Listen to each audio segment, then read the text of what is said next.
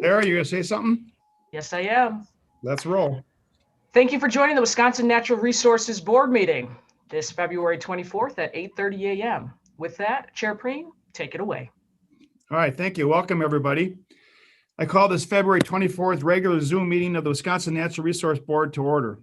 Please join me in saying the pledge of the flag to our great country, as we always will and always do. I pledge allegiance to the flag of the United States of America, and to the republic for which it stands, one nation, under God, indivisible, with liberty and justice for all. Thank you. Welcome, everybody. We got a little snow up here, but not much. Bill Smith, you got 3-4 inches, and down south, we took some snow away from you guys, I understand. We are in that time of year where the seasons are changing and the sun's getting higher. On behalf of the Wisconsin Natural Resource Board, I welcome each of you today to our Zoom meeting via Zoom webinar. Zoom webinar allows us to broadcast via our NRB meeting up to 1,000 view-only attendees. In addition, if we reach that capacity, you're able to watch it with MediaCast from our website. Should the Zoom webinar peak out, you can always fall back to the website. Please know that there is sometimes a delay in the broadcast, and it's easy to talk over each other, but we're getting quite used to it. It's going to be a year next month. Make sure your computer and tablet's up and running, and you're able to turn the background noise down. Mute when you're not using it. Board members, please ask for the floor when you want to speak and get recognized. Motions must be made slower so Lori can make sure she knows who's made them. Lori, as usual, you can interrupt the meeting at any time for clarity of what's been said. Our meetings are televised, as you know. Public testimony is welcome at each and every regular scheduled meeting under most circumstances. The transparency of our meetings and the ability for the public to testify or comment to us is the benchmark for how this board has operated for over 51 years. This meeting will have 16 appearances today via Zoom webinar. I'd like to give special thanks, as we always do, to our technical and communications team, but we do not take them for granted. Christopher Tall for Zoom, Brett Alderman for live webcasts, Jeff, Paul, Chris, Drew, and Ben for ensuring all board information is available online for the public, Sarah, Megan, and Katie for media releases. Kari, our Wisconsin Conservation Congress liaison, who helps us work with our longstanding partners dealing with our natural resources, who's always busy, but starting the next 90 days will be incredibly busy. I always like to thank Lori Ross and our NRB board liaison, providing the link between the public, the staff, and sometimes ourselves. The communication and historical continuity between the board and the department and the public is surpassed with your leadership, Lori. Thank you. Law enforcement, Robin Barnhart, Chief Casey Krieger and his warden team. What goes without saying, your staff's ability to protect our resources, along with our board members, staff, and public, speaks for itself. I also want to thank our Secretary, Preston Cole, who will be joining us later in today's meeting. Seating the chair will be Deputy Secretary Todd Ames today, Assistant Deputy Secretary Stephen Little, Chief Legal Counsel Cheryl Hellman, and all department staff for your participation today to make these presentations. Your time is valuable and we respect your opinion. Lastly, I'd like to thank the 2,200 permanent employees and 1,477 limited term employees of the DNR for their continued commitment and tireless work for the department and all the citizens of this great state. Board members, have I left anything out? If not, Lori, would you please take roll? William Bruins. Julie Anderson. Here. Terry Hilgenberg. Here. Greg Kazmierski. Here. Marcy West. Here. William Smith. Here. Dr. Frederick Prane. Here, full quorum today. Thank you. Next thing we need is a consent agenda. Deputy Secretary Todd, is there anything to add to the agenda or changes recommended? Morning, Mr. Chair and members of the board. No, there are no changes to the agenda. Then I would ask for a approval of the agenda for February 24th, 2021. Anderson, move to approve. Is there a second? Kaz second. Kaz second. Any debate? Kaz second. Kaz second. Any debate on the agenda? All in favor, say aye. Aye. Aye. Aye. First item would be consent agenda. Would be approval of brief of action from January 22nd, 2021 for a special meeting. Approval of brief of action from January 27th, 2021. Plus the Friends of Governor Dodge State Park will donate $530,000 in the form of a new multi-phase equestrian campground facility at Governor Dodge State Park located in Iowa County, Wisconsin. And the Friends of Kohler Andre will donate $80,000 to purchase and install new access playground equipment at Kohler Andre State Park located in Sheboygan. Is there a motion for acceptance of the consent? Smith, move approval. Smith, is there a second? Perry, second. Quite a sizable donation from the Governor Dodge State Park Friends. That's a big one, $530,000. Any debate? Any debate or questions? All in favor, say aye. Aye. Opposed? Motion carries. Thank you. Item number 3, discussion of possible action regarding the 2 following items. I'd like to bring Mark LaBarbera up from Madison. He's the Natural Resource Foundation of Wisconsin Chair currently. Mark, if you join us. Thank you. I'm going to get a video. There you are, Mark. Welcome to the meeting. We have 2 items that you like to talk about. The first item, we'll take them separately, Mark, if you want us to. The Natural Resource Foundation of Wisconsin will donate $102,000 for the purpose of stormwater improvements at the Daisy Field Campground at Potawatomi State Park located in Door County, Wisconsin. Before we get to that, Mark, I understand there's congratulations in order. You are now changing hats very quickly, the next 3-4 months, being mentored by the legendary George Meyer, and you will be taking over as head of the Wisconsin Wildlife Federation. Is that rumor or is that fact, Mark? My new day job will be the executive director of the Wisconsin Wildlife Federation, and I'll have the benefit of that mentorship with George, who of course is in the Conservation Hall of Fame. Big shoes to fill, but my volunteer work will continue as chair of the Natural Resources Foundation as well. Great, so you're gonna have 2 hats on. All right, the floor is yours, Mark, for the first item, which is the Daisy Field Campground. Go ahead. Chairman Prane, board members, Deputy Secretary Ames, Assistant Deputy Secretary Little, staff and guests. The Natural Resources Foundation of Wisconsin is pleased to make 2 donations today to the Department of Natural Resources as part of our mission to provide sustainable funding for species and public lands in need right here in Wisconsin, as we also connect generations of citizens to land, water, and wildlife.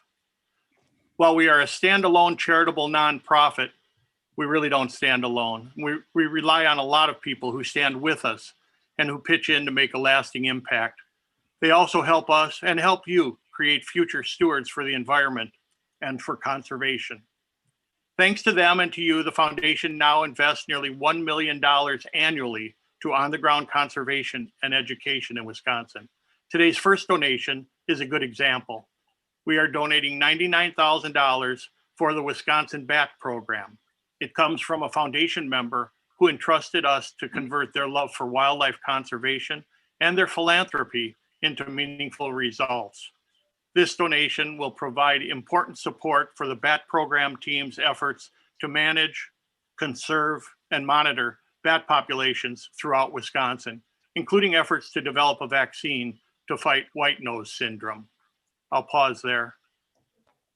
Okay, let's take that. We'll take it this order. Number B first, the $99,000 used to support the Wisconsin Bat Program that manages, conserves, and monitors that population throughout Wisconsin. Is there a motion to accept that donation? So Bill Bruins moves. Is there a second? Second. Terry second. Audio is much better, Terry. Okay, any questions for Mark on the first one? All in favor, say aye. Aye. Aye. Opposed? Motion carries. Thank you, Mark. Now on number 2. Today's second donation is another example of great partnerships. This $102,000 for Potawatomi State Park comes from our friends at the Fund for Lake Michigan. Potawatomi is a gateway to the Door County Peninsula. With 1,200 acres of upland hills and limestone cliffs, plus great views of Lake Michigan at 2.5 miles of shoreline, no wonder more than 200,000 people visit the park each year. This is the 4th time that the Natural Resources Foundation has partnered with the fund to secure private sector support for DNR managed properties along the Lake Michigan coastline, including Chilwaukee Prairie State Natural Area, Kohler Andre State Park, Point Beach State Forest, and now Potawatomi. This donation is for a stormwater project that will improve water quality and the park's campground infrastructure by reducing flooding and erosion while improving park visitor experiences, because current flooding results in closed campsites and inaccessible trails. This project will also establish native plant bioswales to support pollinator and bird habitat along a critical migratory flyway.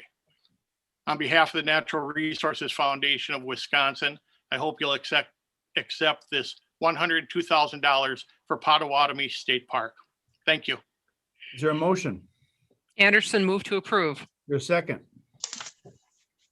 Smith, second. Who did the second? You can give it to Bill Smith.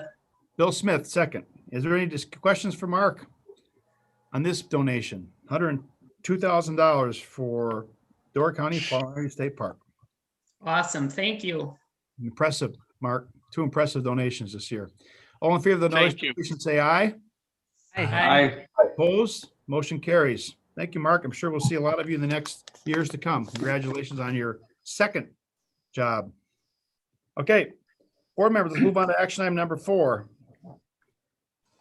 We'll get right into it. This item A is request adoption of board order WY 1818, proposed rules affecting chapter NR 113 and 114 related to clarifying and streamlining certain regulatory requirements for septics servicing. We have Wade Strickland from the department to present the regulation proposal, and then we have 9 public appearances. Wade, are you online? I am, sir. Wade, the floor is yours. Thank you. Good morning, Chairman Dr. Preen, members of the board, and Deputy Secretary Ames. My name is Wade Strickland, and I'm the section chief of the permit section in the wastewater program. I'm here today to request adoption for the proposed revisions to administrative codes NR 113 and 114. NR 113 regulates the servicing of septic or holding tanks, pumping chambers, grease interceptage, seepage beds, seepage pits, seepage trenches, privies, or portable restrooms. NR 114 provides the certification requirements for waterworks, wastewater treatment plant, septic servicing, and water system operators. This rule package updates the current rules by streamlining, clarifying, and modernizing current requirements related to the septic program, including codifying WPDS permit requirements for septic storage. Next slide, please. This slide depicts a generalized overview of the rule development process, including scope statement approval, drafting and noticing the economic impact analysis, drafting and noticing the proposed rule language, and the final rule approval process. We are currently at the rule approval stage. Next slide, please. This slide outlines the genesis for the rule updates. The septic study group was established by the department in 2017. The group was formed to serve as a forum for the program to receive input from and provide information to stakeholders. The group discussed many topics, including the development of a general permit, which was completed approximately 2 years ago, and lastly, rule revisions to NR 113 and 114. A diverse group with diverse perspectives comprised the group.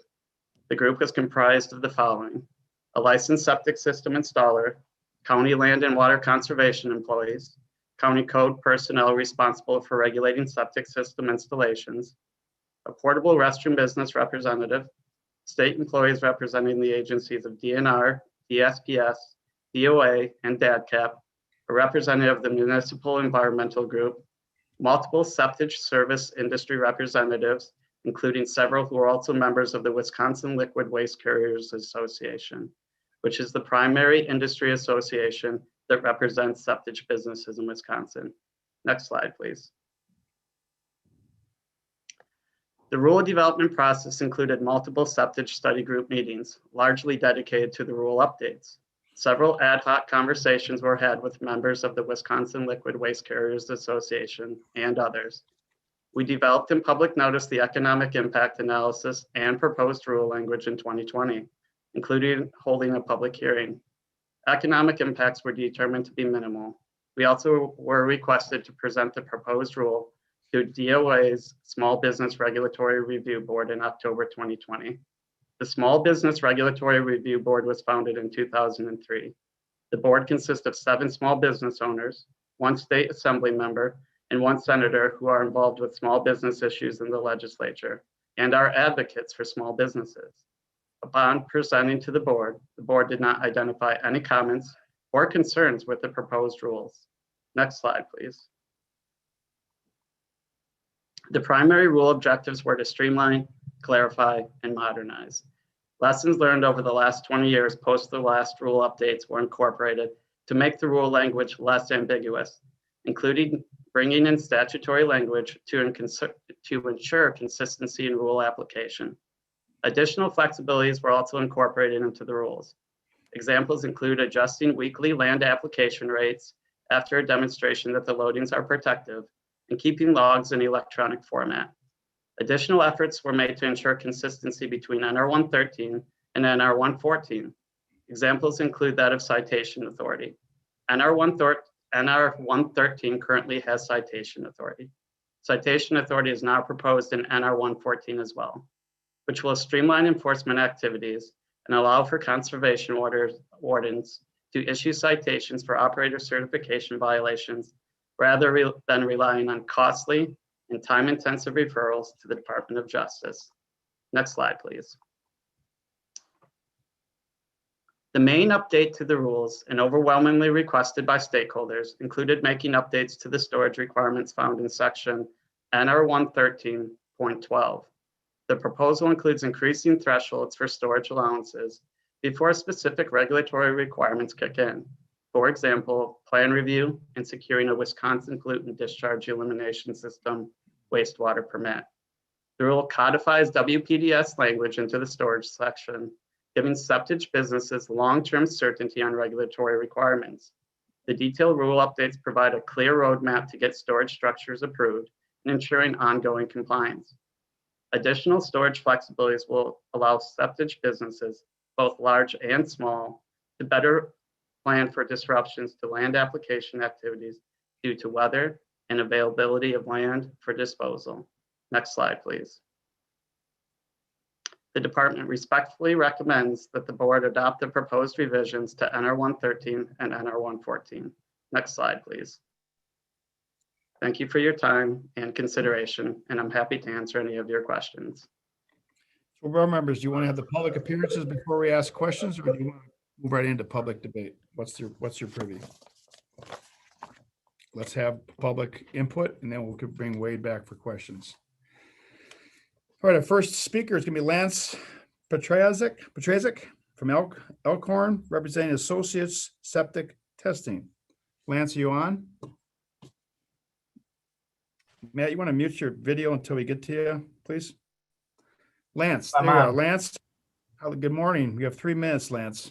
Hey, I'll keep it real quick. Name is Lance Petrazik. I own Associate Septic Service in Elkhorn, Wisconsin. I completely support the NR 113, 114 rewrite, especially as it pertains to areas related to land application of septage, including increased maximum daily loading rates, septage storage options, and the agronomic code requirements. These changes will give my business more flexibility, while more importantly, optimizing the best times of the year to land apply septage, which ultimately maximizes nutrient uptake. Thank everybody for their work on the code rewrites. Any questions for Lance? None. Thank you, Lance. George Klasich from Verona, representing himself. George? Morning, Chairman. Can you all hear me? You bet. All right. Well, thank you. Today I'm providing testimony as an individual member of the DNR Septic Study Group. However, it should be noted that the DNR Septic Study Group has not taken a formal position on the proposed rule. I'm going to actually provide and start my testimony where I ended during the January 23rd board meeting that approved the scope statement. Now, I came before you and requested approval of the scope statement, and that was completed. We're here just a little over 2 years later, and I want to thank the NR board for scheduling consideration and possible approval of the draft rule. I also want to thank former Secretary Stepp, former Administrator Sharon Guyon, Secretary Cole, Wade Strickland, and Fred Hageman, and as well, and equal importance, other members of the Septage Study Group. It's been over 20 years since NR 113 and 114 has been revised. And in 2017, the Wisconsin Liquid Waste Carriers recognized this overdue responsibility to address and update this outdated code. As it relates to this draft rule, the primary reason for thanking Secretary Stepp is simple. Industry did not just have a seat at the table. We worked collaboratively with Secretary Stepp and Administrator Guyan to design and build the table. And DNR took very, very long lengths to be very inclusive, inviting multiple stakeholders to participate in the draft of this rule. As Wade mentioned, septage businesses, counties, conservation groups, code administrators, agricultural landowners, and others. We took a deep dive into this rule to provide feedback that resulted in fair and reasonable updates from all parties in concern. Another note that I think the NR board should really take into consideration is following the scope statement and draft discipline. The draft rules we collectively created abide by and fulfill current state statutes' legislative intent to regulate the septage industry found in Chapter 281 of the state statutes. There will be some opposition, and we expect some opposition because this rule is not perfect, but there are multiple aspects of this rule that are really good. In my opinion, I would categorize some of the opposition is directly related to statutory restrictions prohibiting the DNR to make the requested changes in the current rule draft. DNR staff was sensitive to and steadfast in not having this draft rule violate current state statutes. I want to emphasize, and this is my opinion because I follow other policy areas before the NR board, this should be refreshing to board members who have had to reconcile proposed rules related to policies ranging from PFAS to ag siting, where industry opponents accuse the department of rules that did not follow current state statutes. This is just the opposite this morning. A couple of examples are industry has requested changes to abbreviation and size of truck lettering. That unfortunately could not be embraced or adopted because it was rejected per Chapter 281.48. You heard Wade earlier talk about enforcement. I personally engaged in asking the department to reconsider the proposed changes in NR 114.425 related to enforcement because I believed it took a one-size-fits-all approach to enforcement. The result was per Chapter 281.98, the flexibilities that were provided in state statute, that was rejected as well. Okay. So what's the result? The result is— George, let's wrap this up, please, okay? Yes, sir. We're over 3 minutes. Okay, the result is a really good but not perfect rule. It will serve industry, regulators, local governments, farmers, and most importantly, the 752,000 plus Pouts owners in Wisconsin and the environment that hosts them. I encourage the NR board members to affirm the hard work of all parties to get the draft rule to this point and vote in favor of WY 1818 today. Thank you for being very generous, Chairman Prane. You bet. George, any questions for George? I have a question. Craig Kaz, then Bill Bruins. Okay. George, are you, I notice you're representing yourself here, but are you a lobbyist for this industry, for any companies, or could you go into that a little bit? Sure. Since 2012, I have been the contract counsel for the Wisconsin Liquid Waste Carriers Association, but also was appointed by Secretary Stepp to serve on the Septage Study Group. Okay. So are you representing, do you represent those little guys out there or mainly the big players? I represent every single member of the Wisconsin Liquid Waste Carriers Association, and that ranges from the small to the medium to the large, many of which you'll hear from today. So there's approximately, I'd say 150 to 170 members of the Wisconsin Liquid Waste Carriers Association. You know, in all honesty, most of them are 1 to 2 men or 1 to 2 person shops. So Kaz, that's basically a majority of the members are the small guys, quite frankly. Okay, thank you. So George, why would you represent yourself? Why don't you represent the organization you just cited? Because I am following NR board rules and there is one representative that will be representing the Wisconsin liquid waste carriers. Having been appointed to the septic study group, I thought it was fair and reasonable not to double dip or be accused of double dipping. So that's why I'm representing myself as an appointee on that septic study group. I'm trying to follow the rules, Chairman. Fine. You know how to navigate them quite well. Bill, floor is yours. George,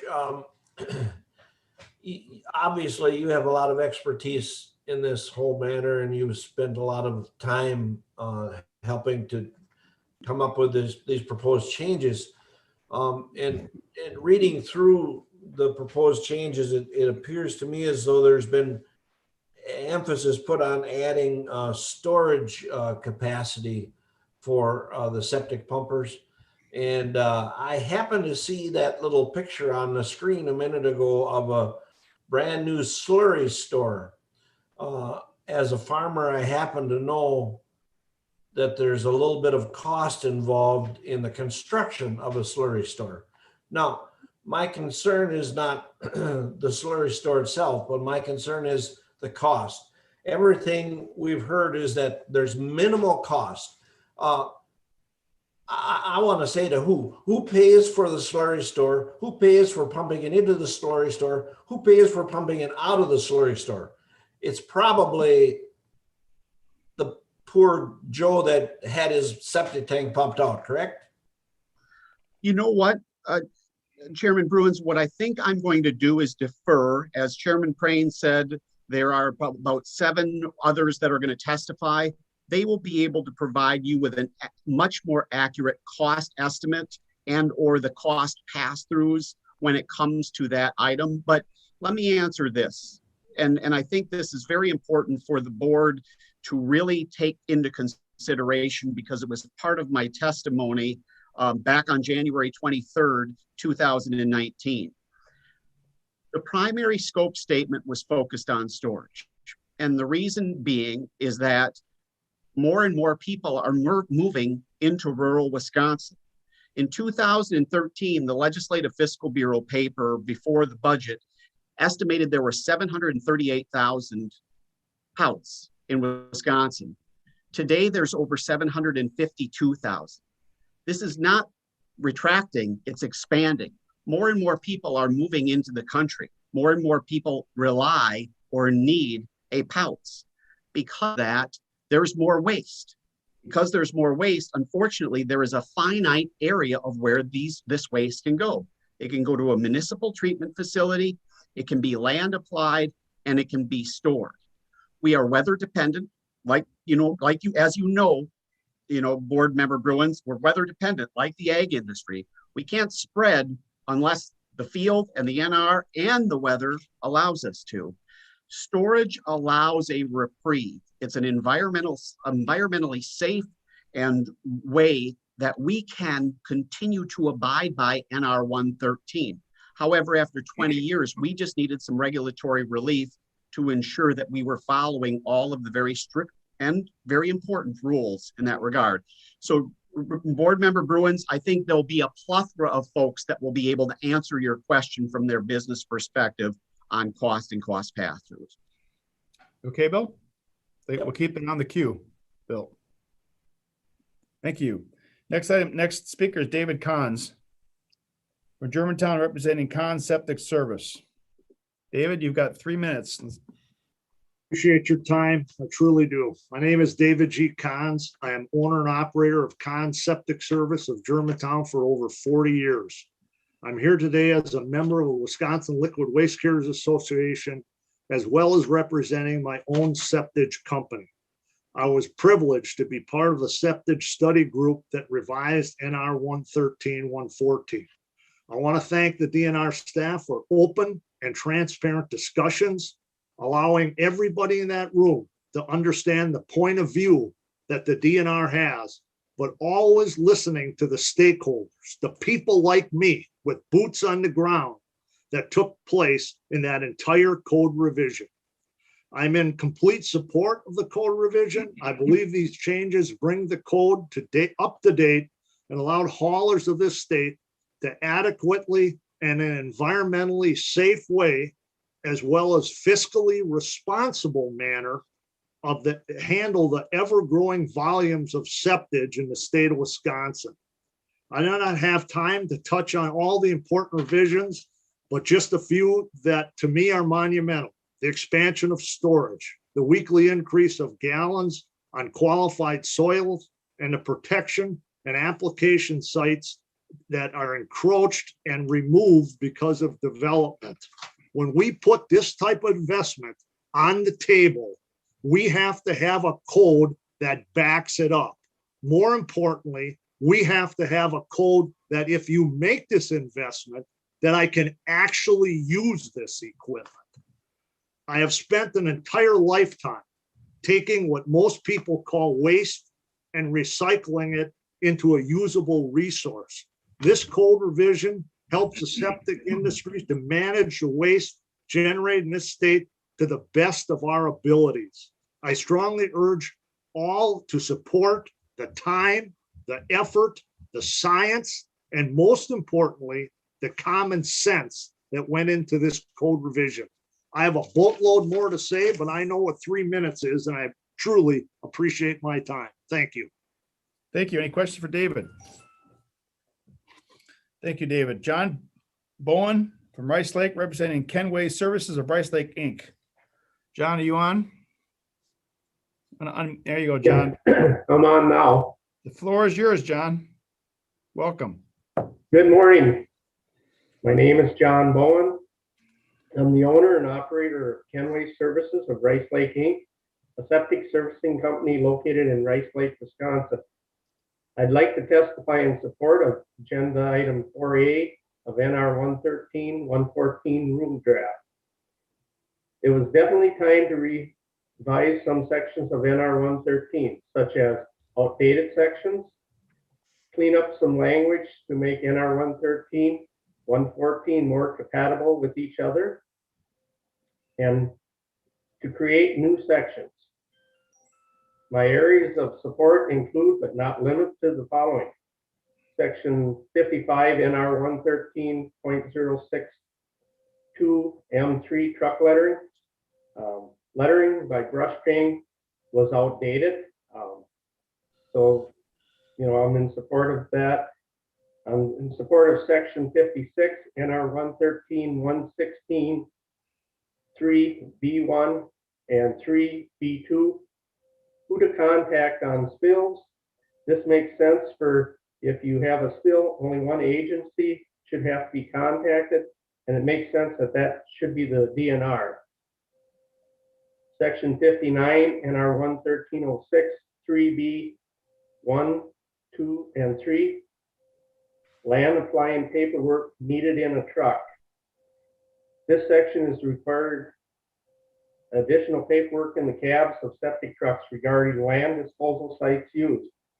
All this additional paperwork is good information to have readily available for the DNR, game wardens, employees, and anyone that may question your land spreading sites. The section that I feel is the big part of the scope statement is the following. Section 106, NR 113.12 and NR 113.12.52B, septic storage facilities. I fully support NR 113.12.5 WPDES requirements, specifically 2B, which creates a mid-size storage option up to 550,000 gallons. With the lack of wastewater treatment plants available to accept septic waste, this is a huge advantage for the septic waste industry for the following reasons. It gives the septic haulers capacity to store waste and to be able to land apply the waste when the crops need the nutrients. It also gives the septic haulers a place to store the waste when the weather does not cooperate. Storage is a huge for the environment because there's less compaction in the soil due to wet conditions, less chances of runoff, and crops will gain the nutrients they need at the time needed the most. Storage is also huge for the future of septic waste management. I would like to thank the DNR and their staff, county septic study group, and other agencies for all the time and effort that went into the proposed rule. I truly believe that the industry and the DNR will benefit from these rule changes. So I fully support the changes. Thank you. If there's any questions, I'm more than willing to answer. Any questions for John? I have one quick question. Bill, So John, yes, go ahead. so John, will this rule now with this added storage capacity result in more untreated effluent on the landscape or less untreated effluent? I would say it's gonna, not so much more or less, it's gonna be better managed. It's gonna be put out there when the crops can use it. And the compaction in the soil, people now that don't have treatment plants to go to, they're out there trying to spread this waste when it's a little too wet sometimes. Even though it will hold the truck up, you get quite a bit of compaction. Okay. Did I answer it or? Yep. Bill Thank Bruins? you. Bill Bruins? Just a quick question. When you apply this either directly or eventually to the land in an approved situation, approved field, can you apply this human waste in the same field where there's been animal waste spread? I personally don't do that. The problem you have with that is you don't know how much animal waste, nitrogen, and different nutrients that are being put out there if you're doing a double spread like that. But there is no law against it. I guess that would have to go back to the code. Wade would probably be able to answer that question better than me. As long as the nutrient load isn't excessive, I would like a clear answer on that. Yeah. Okay, I'll make sure Wade picks that up when Wade comes back online, Bill. Wade, be ready for that answer. Any other questions for John? Next one's Corey Bowen, Bryce Lake, representing Wisconsin Liquid Waste Carriers Association. Corey, you've got 3 minutes. Thank you. Good morning, Chairman Pren and our board. It's my pleasure to be here today. I sat in front of you 2 years ago when you approved our scope statement, and so I remember some of your faces. I'm here today representing the Wisconsin Liquid Waste Carriers Association, which you've already got a little bit of background on. But we are an organization made up of a variety of sizes of septic operating companies. Excuse me. I also sat on the septic storage board. We are here today to give our full support of this NR 113-114 rewrite. Obviously, storage was the focus of the scope statement, and I think I'll focus my 3 minutes on that. If I can get back to Board Member Bruin's question in the beginning about cost. Cost of storage, we feel, is not prohibited. This code does not require any companies to have storage. However, it allows for increased flexibility for companies to build storage if they so deem. We're looking at truck costs, into $250,000 per truck right now. We're looking at treatment plant costs that are high. I do not personally believe this would raise any rates for our constituents. Because if the cost of storage was more than the current cost of treating this waste, a company would not build storage. So we feel this is just another tool in the toolbox that the code's allowing for with some flexibility. I can also touch on Board Member Bruin's question about nutrient management on these fields. Currently, if cropland that a farmer is using requires a nutrient management plan, this septic waste has to be included in that plan. So if you are, let's say, double applying egg waste and septic waste, the nitrogen content, phosphorus content would have to be included in that. We do not do that practice, but it is in the code, and that was something that wasn't revised. To touch on storage a little bit more, Chairman Pren, I remember 2 years ago, one of your comments was, why are we not using some of these manure facilities that are currently not being used? I believe this code rewrite has incorporated some of that, and I appreciate that comment 2 years ago. They've allowed for a streamlined way for us to approve those facilities. They've allowed a way for us to mix septage with farm waste, double the capacity that is in the current version of the code. So overall, as an organization, we support all of these changes. We believe the scope statement was followed well. We believe the DNR allowed us a seat at the table so that the industry had a lot of say into where these changes have led us. I think I'll stop and answer any questions relating to especially storage. Thank you for your testimony, Corey. Any questions for Corey? Bill Bruins.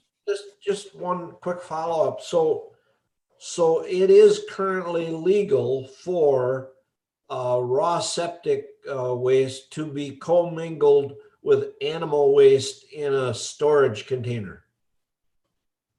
Corey, you're still Correct. Up to 10% of the capacity, or 25,000 gallons. Now, this rewrite keeps it at 10% of the capacity, but makes that up to 50,000 gallons. So depending upon the size of the current storage. The caveat in that is certain dairy operations do not, that would be like food and drug, or they do not allow septage to be stored on the same property as the dairy. And I believe that's by size of dairy. But currently in our code, we are allowed to commingle. Thank you. Any other questions for Corey? Thank you, Corey. Next one is Matt Alft. Alan is crossed off. Next one is Matt Alft, Wisconsin Rapids, representing Garrison Septic Installation and Repair. Matt, you've got 3 minutes. Welcome. Thank you, Chair. Good morning to the board. I guess I just want to maybe a little history background where things, I definitely support these changes. It's a lot of updates of what is already in code statutes. The storage is a big thing. I guess just maybe to cover a little history where you got to understand why I support the increased size of storage. When I was a kid, 40 years ago, first driving truck for my dad for Garrison Septic, which I now own. Our trucks were 1,000 gallon, 1250. That was considered a big truck, gallons. Now that's a portable restroom truck. We have 4,000 gallon tanks on our trucks. Code already allowed us up to 25,000 gallons of storage. But with the increase in enforcement for holding tank pumping and for residential pumping, and plus the larger number of systems because homes use that much more wastewater, more maintenance is needed. We easily, in my business, and we're small, I just have 2 trucks, we way exceed that 25,000 gallon capacity per day. And larger storage, not everybody's going to build a 500,000 gallon storage. There's options because there's companies that have prefabricated tanks that are used for septic tanks that we can use for storage that are 10, 50, 1,000, up to 100,000 gallon type storage units. So basically it's bringing things into current activities in the trade, basically, as far as septic for storage, the amount that we pump. And as reiterated before, now we can larger storage is also a great management tool. I mean, I even use our storage at limited amounts. If you get a rainy day, number one, it's just the mess out of my trucks. And then when they pull out of the field onto the road, the mud, even though the conditions are right. But as we see down in the future, what we're trying to prepare for also with the storage is working with the farmers and nutrient management. There's certain times that works better for them to have the waste applied to their field for they can use it better. And also, as was iterated before, the compaction thing. You notice all the big farm tractors now, they're switching to everything on big tracks instead of on tires. to minimize compaction. So if we land spread this in ideal conditions, it's less compaction on the soil. The farmers like us better. It just builds a better working relationship. But then also, when we do put it on in ideal times, there's less risk of any problems as far as, general public concerns. It gets tilled in right away. A crop gets on there, so those type of things. So, it's greatly supported, and it's something that'll really kind of bring us up into what the current business is now, and especially to stay in compliance with the DNR, EPA, and working with the farmers with their crop rotation, whether it's hay, corn. It just makes it a better working project together. It's no different than the farmers. They don't fertilize every week. They fertilize at certain times. So I'm just going to leave it there. Yeah. Thank you. Any questions for Matt? I do have one. So if you're licensed to land spread, and because of weather conditions or whatever, you're forced to move that raw product into storage, do you pay a tipping fee, or you pay per gallon? Or how does that work? Well, the storage end we personally own. I mean, if you're renting it, there may be that scenario. But as far as, most of us, we will have tanks for storage, and that we can store it on property until, let's say, like I said, on a rainy day, we're not going in the fields. And from there, and certain times too, certain fields, when it gets to the fall, when things are the ground is frozen, there's restrictions for land spreading. And so many are looking at, they're going to opt out of land spreading. There are winter rules we can follow and stuff, but it's just a point where, just to do a better job of taking care of the waste. The storage for me is a convenience on days like that, where we can save time running, or even sometimes at the end of the day, instead of running to the treatment plant, which is 9 miles away, we only maybe have 1,000 gallons in a 4,000 gallon truck. You dump it in the storage tank, you log that in, and then when you take it out, you log it back in, you're taking it out and going it. Yes, we're moving it twice, but with fuel prices now jumping up, I'd rather take a full load to the treatment plant if we're going there, or even the same scenario, full load to the field instead of a part of a load. It's good business sense, and that's what storage is going to be. I mean, some people maybe only going to put in 50,000 gallon storage because that will work good for them. Others are looking at 500,000 gallon storage, the slurry stores, because number one, working with their farmers, nutrient management, and just times of the year, just to handle this waste better and to try to keep the costs in check. Because one thing to it, there's been days too where all of a sudden, and we mainly dispose of the treatment plant, but all of a sudden they have a transfer pump breakdown. Treatment plants shut down for an afternoon. We got 10 service calls we got to get done, and no place to go with the waste.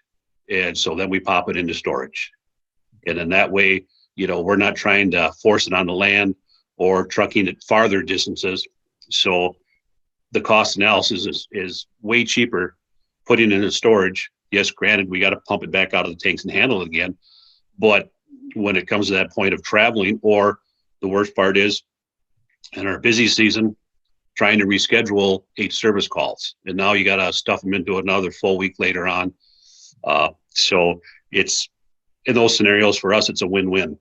Okay, thank you, Matt. Any other questions for Matt? Thank you, Matt. Alan Kadatz. Thank you. Burlington, representing Pat's Service. Alan. Thank you. Thank you, Mr. Board. I'm going to be short and sweet. My name is Alan Kadatz, president of Pat's Services. We're in the septic servicing and portable restroom business in southeastern Wisconsin at 38331 60th Street, Burlington. First off, I'd like to commend the study group that worked on the proposed rules regarding NR 113 and NR 114. The department has worked closely with many businesses as well as the Wisconsin Liquid Waste Carriers Association. We appreciate the work done by everyone. I'd like to go on record as being in favor of supporting WY-1818 regarding NR 113 and NR 114. Thank you. Thank you, Alan. Any other questions for Alan? Just one quick one, Doc. Excuse me, Bill Bruins, go ahead. Just one quick one. So if we approve this rewrite today, will your paperwork increase or decrease? I would say our paperwork would stay the same. I don't see any increasing. Either which way, we always have had to log, but it'll just it'll actually stay the same. The same. That's the answer. Any other questions for Alan? All right, next we have Megan Taylor from Port Washington representing Cans to Go LLC. It's a catchy little Hi. name of your LLC. Megan, the floor is yours.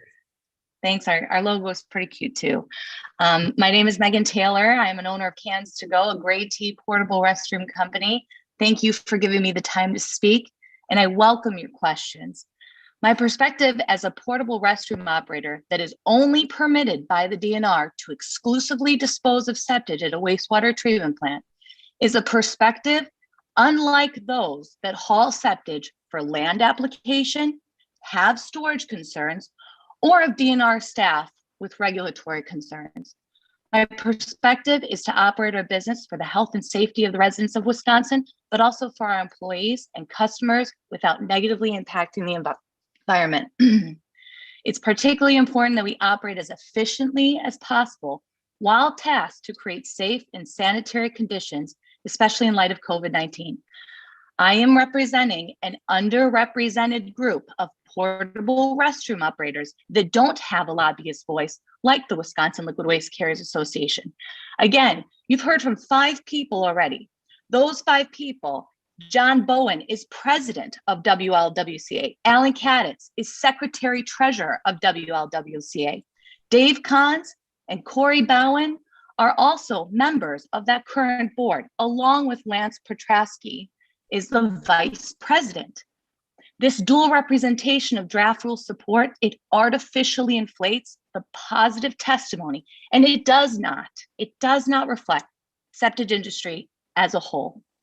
Much of this code is written for septic haulers that land apply and have additional storage needs, but more than 75% of the code of the rules are particularly onerous to Grade T operators. Again, we're the ones that solely dispose of a wastewater treatment plant. The request I'm making today is not just about burdens that really do not apply to us. It's also a request for you to look at the bigger picture, why the septic group was formed, the intent of the group, and the outcome of that group that has led us here today. The septic study group first met in August of 2017.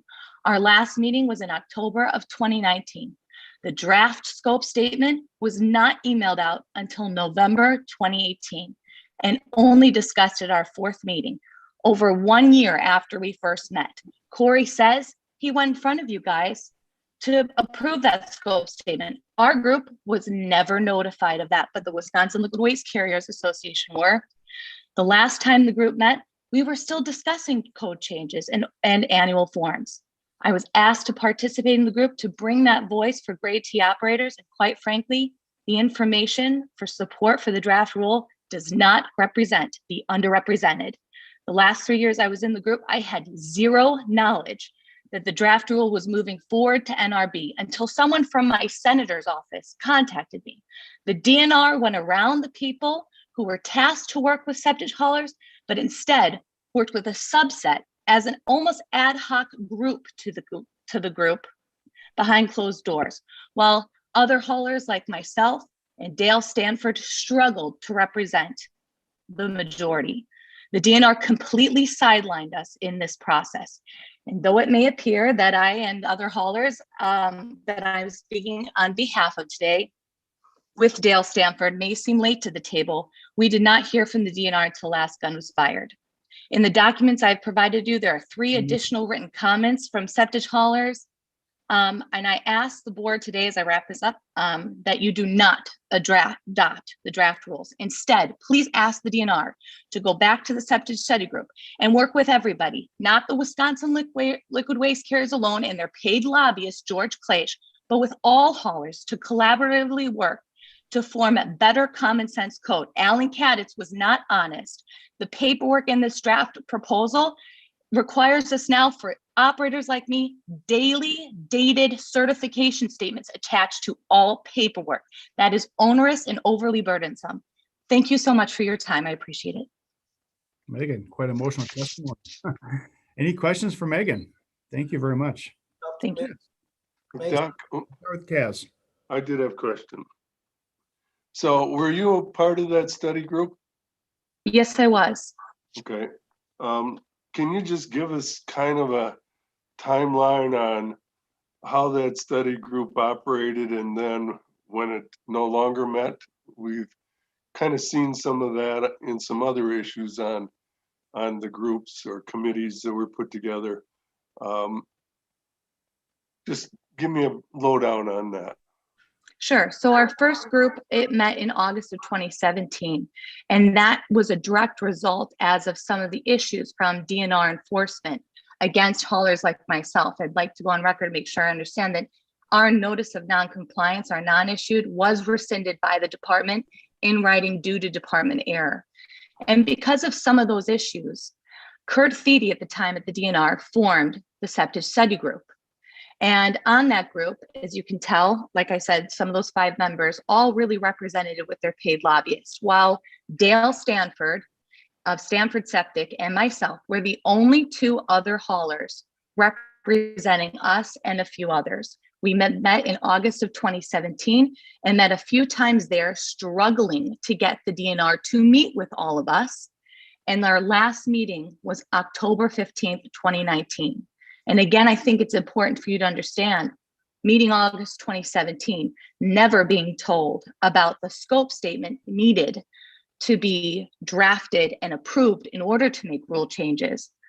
That was only brought to our attention until 1 year, over 1 year later, in November of 2018, after the fact that people like from Wisconsin Liquid Waste Carriers Association, like Corey, went to you guys, unbeknownst to us, to get it approved. And again, look at the language of the scope statement. It is primarily pertains to storage and land application. That's it. So did you see the draft plan? And what kind of time went between the draft plan and when this current document, which is the final, that's before the board, when did you first see that? Because it's a 75-page document. Sure. And I have and like I said, over 75% of it doesn't apply to grade T operators. Fred Hegeman, and I'm happy to provide this document for you, emailed it on November 11th of 2020, right before the first public hearing on November 12th of 2020. So do you know, were there any changes made from that original draft document to what's before us today that went out public on February 12th? I will tell you from the draft that I received in November of 2020 versus what went out in February, I haven't line by line checked to see if there were any different changes added. I do have the changes added that were sent in November from the current code.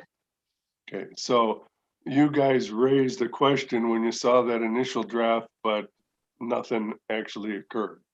Yes, like I said, we were completely sidelined and purposely left out of this process. The Wisconsin Liquid Waste Carriers Association does not represent, and again, please look at the 3 individual testimonies that do not support this draft rule, that are in favor of you not adopting them, that I've emailed over. One of those haulers specifically chose to sell his business instead of dealing with the heavy hand of the DNR. All right, thank you. 1 second. Thank I think Bill's next, then Marcy, but I have to have a quick question, Megan. You leveled some pretty good accusations on the process, and you seem well educated and articulate in your presentation. Thank you. What of the final rule in particular, if we sent this back for some work? Well, there's a timeline with the scope statement, I believe, of May something. So that's always pushing the DNR. I mean, the NRB was you have a timeline. Well, it is what it is. Push this thing back and start from scratch if we want to. This board can take this back and start from scratch. This board can take it back, tell them to work with you guys, come back with a rewrite. Lots of options. But what would you change? I mean, it sounds like it's the big guys or the hauler storage, they're all happy. This is kind of surprising me because I got the documents and it's like, wow, this is gonna be an easy one. Everybody's pleased. Clearly that's not the case. And you're kind of late to the game to come to us, but you're here and we're listening. What would you change very quickly? I don't get in. Sure. That wasn't the details, but is there something that you say it's overburdened, some except like that? Give me a couple of examples. Sure.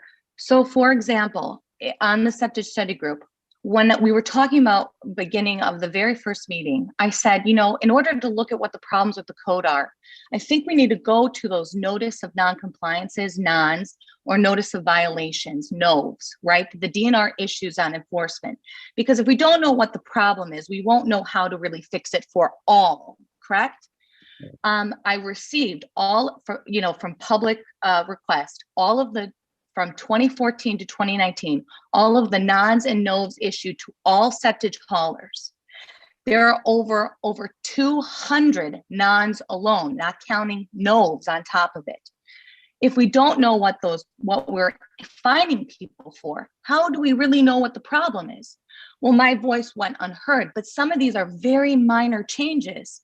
We're talking about one hauler. Again, please read some of those written testimonies. Kurt at Vanden Plas Sanitation.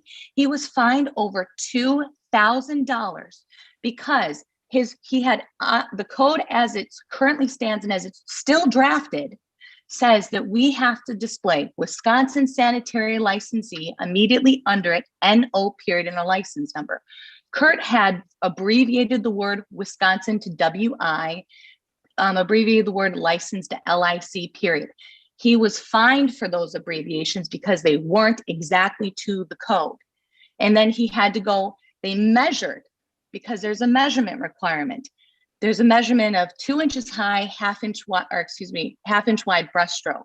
Okay. So when you see some of this testimony saying, well, we're so happy vehicle lettering was changed. All they changed in it was saying, we took the word paint out of it, but they didn't change how overly burdensome it is to have all that language exactly as it is. And when Kurt had his decals, they were 1/16 of an inch off on the measurement and he was still fined. So we talk about some of this common sense, easy, low hanging fruit, changes. Not to cut you off, Megan, but is some of the changes that you like to see in this draft minor, easy fixes, or is it major? Absolutely. Minor, easy fixes, things that are not statutorily regulated to prevent us from, despite what you've heard today, that can be changed by a DNR. And I'd like to say that I'm not surprised it's not being changed, because if you take away the things the DNR fines for that are so ridiculous like this, what are they left with? Okay. Bill Bruins? Yeah. You have a question? And Marcy? Yeah, I'm really bothered. It bothers me to hear that there's even an accusation or an implication that the department didn't follow through with the committee work the way they should have. I just, if we can't trust the information that we get from the department, it makes this board's work extremely difficult. I know there's been occasions in the past where we've had complaints about a proposal. Now, I'd like to hear from you exactly what happened that you felt you were sidelined and basically silenced. So for one of the examples I'll give you, we were trying, this was in October of 2019. We were supposed to meet as a group. We had all doodled for a date. And again, I have all of these documentations to prove what I'm saying. Don't take my word for it. And all of a sudden, Wade Strickland emails the board, emails the group saying, oh, we need to meet on November 6th. Well, first of all, November 6th was the election day. And also the meetings we had always held in Madison, all of a sudden changed to Wausau, Wisconsin. We weren't told why or anything. When I pressed and said, why are we making these changes? This is all an email. Corey Bowen, again, Wisconsin Liquid Waste Carriers Association, emails back offering clarity on this, saying that they met with Fred to discuss some of the things that they wanted to do about storage and training, etc. And that they came up with the conclusion that since October is a busy month for pumpers, that it would be best to meet in November. How can we, if we're not a part of the process, if we're not informed and going in front of you and drafting a scope statement or setting agenda or setting meetings, how is that not being sidelined by this group? And it happened over and over again. Look at some of those approved meeting notes, struggling to say, when are we making code changes? When are we going to talk about grade T operators? I was slated to give an hour presentation to go through the code to talk about the very minor changes grade T operators would like to see. I was given less than 20 minutes at the end of the day. How was I not being sidelined? Okay. I'll just say Wausau is a great place for a meeting, just on the side. Marcy, go ahead. I'm from Milwaukee, so it's a little bit of a hike, but it was beautiful. The public library is beautiful. The crossroads of the state, it's a great place to have public meetings. Just saying. Marcy, go ahead. Thank you for your testimony, Megan, and everybody that testified. This is going to be a couple parts because maybe I missed it. Your organization for portable toilet haulers is called what? Cans to Go. CANS-TO-U. That's your business, or there's a conglomerate association of? No, it's just our business, and we're a grade T hauler. There are two types of. Okay, so the notification would have went specifically to your business for a meeting, not necessarily an overall organization. Okay, during your testimony, you and I appreciate this, that you indicated your concern for the health and safety of staff and the environment. Is there anything in the rule that concerns you that we're weakening the protection of your staff or protection of the environment? Because again, your business has exploded in the past few years. And if something goes wrong, it's going to be a major issue. So is there anything in the rule that you're concerned about for your staff, safety, or the environment? And no, and thank you for bringing that up. And especially, like I said, with COVID-19, as we're providing toilets to COVID-19 testing sites, again, we have even more safety precautions we have to take for ourselves, as well as for, the public. There's nothing I would say specifically that weakens it.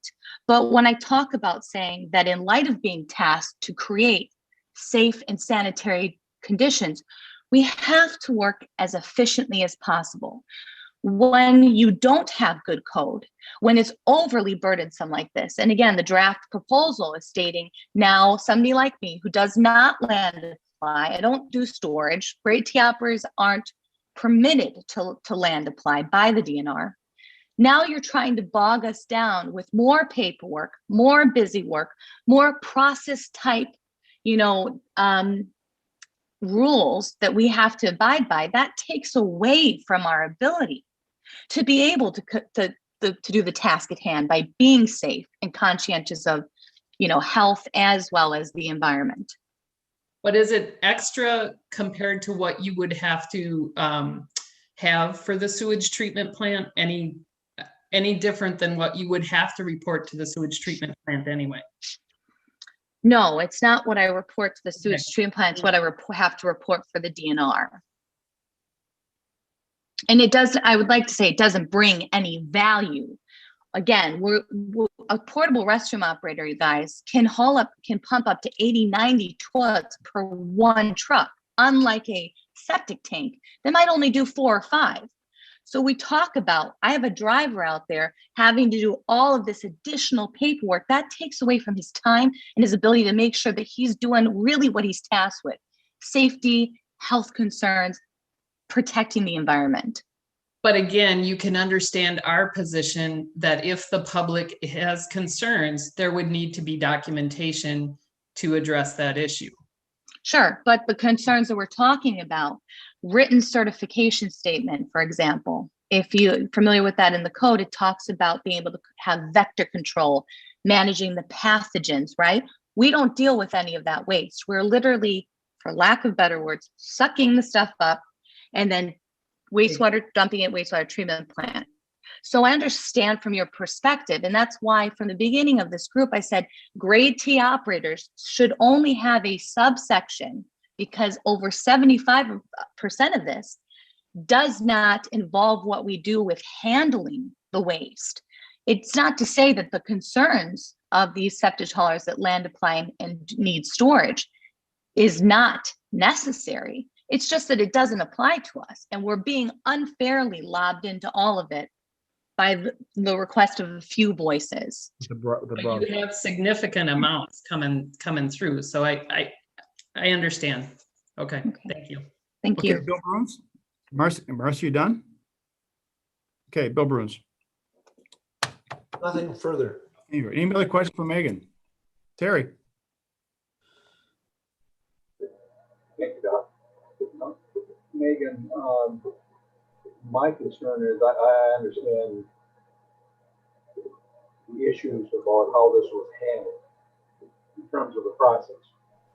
But can you cite for us some specific issues in the code that does not jeopardize environmental concerns, public concerns, etc., that you and your fellow operators want to have done?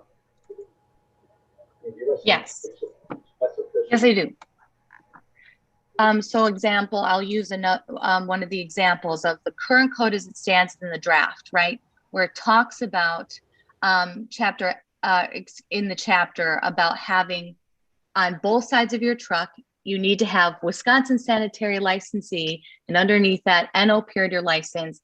It has to be 2 inches high, 1/2 inch wide breaststroke, right? That's not going to negatively impact the environment, right? If I abbreviate the word Wisconsin to WI, but I'm fined for that, how is that a negative impact on the environment? How is that just not overly burdensome process type regulation? Look at Kurt Vandenplas's written testimony I provided you in my packet. Quote, he said, "I spent hundreds of dollars to remove all of the lettering that was 1/16 of an inch too small. The fines from the DNR totaled to over $2,000 for decal issues. After doing all of that, all I could do was shake my head and thank the DNR for protecting our groundwater and our environment by having me correct these extremely serious violations." Excuse me, Megan. I understand that. But are there other specific issues other than a sign on the side of the truck that needs to be addressed? I'm sorry, I didn't catch the last of that. Closer, Terry. There's some other specific issues that are in the code other than the signage issue that cropped up during the process that you're obviously very excited about, but are there other issues that need to be addressed in the code that negatively impact your business, your fellow operators, that do not negatively impact the environment? You understand the question, Megan? Yes, I think I do. So we, again, go back to grade T versus grade L. All right, that's just grade T disposes it as a wastewater treatment plant. Grade L can do land application and or dispose of treatment plant. Part of the code in here talks about the annual forms we have to fill out. Well, what the DNR is strengthening in their code is enforcing grade T operators to fill out a land application form. We're supposed to report on an annual land application form 3400-55. Our land application activities. Well, how can you force us to do that? We don't land apply. You don't permit us to. Why is that in the code? Why is that not changed? How does a grade T operator supposed to do that? It sure, I understand from the environmental impact it could have, but I'm not impacting the environment. I'm not in the business of doing the studying of septage on land. Okay, so the problem we have, Megan, we got to move on. The problem is this should all be worked out in the committees before it comes to us. This is not the place to sit and rewrite this code or draft this code, but your point is well taken. Questions were very good from board members. But if anybody else has any other questions, we're going to move on to the next speaker. Thank you so much. I was just clarifying, if this is the end of the testimony, I still have questions for Wade. Yeah, we're not done with Wade. Wade's got to come back. Got a lot Okay, of thank you. questions to answer. Thank you, Megan, very much. Thank you so much. Last one is Dale Stafford from Oxford, representing Stafford Septic Service. And Dale, I would appreciate you, because of the lengthy testimony that Megan had, that if there's some repeat on it, that you would, give us a little reprise here that we've heard that. So I don't want you to repeat something, but please you have 3 minutes if you keep it on point and anything that could aid to the debate of this topic. I'll keep it within my 3 minutes. Thank you. My name is Dale Stanford. I own and operate Stanford Septic Service. I also am a member of the Septic Study Group. The study group began nearly 4 years ago. At our first meeting on August 22nd, 2017, Administrator Pat Stevens stated, "The role of this group is to advise the department on issues facing the industry so as to better understand what sort of efficiencies can be implemented through program policies or rule making." We met 6 times over 3 calendar years. As soon as the scope statement was established, and at the 5th meeting on February 4, 2019, we had, in my opinion, a very pivotal and eye-opening meeting. Though Bill Dyer was absent that day because of an ice storm, the dialogue which pursued is what he envisioned in his original pursuit for the establishment of the Septic Study Group. Wade Strickland described in an email the following day, "I just want to extend a thank you to all of you in your active participation yesterday. I felt like we had a really solid exchange on potential rule language changes." On that same day and shortly after followed an email by lobbyist George Claish. He responded that same day very sourly and negatively and planted the seed of disunification, picturing the building relationship as a violation of the scope statement. From this point forward until our 6th and final meeting in mid-October, 8 months later, the group never met to discuss additional changes. The group as a whole never again acted as a serious representative of the industry, its sole purpose for existence. For all intent and purpose, the group was effectually neutered. But to be clear, some of the group within those 8 months surely were involved. Subgroups without notice or accountability, casting aside charter rules demanding open meetings, they finished the job.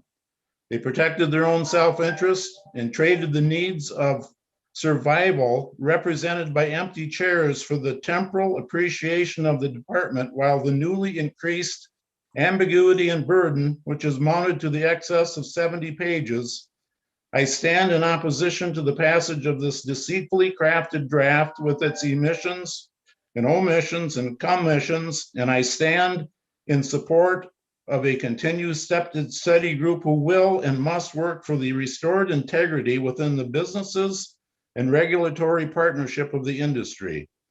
We can and we must do better. Any questions for Dale? Thank you, Dale.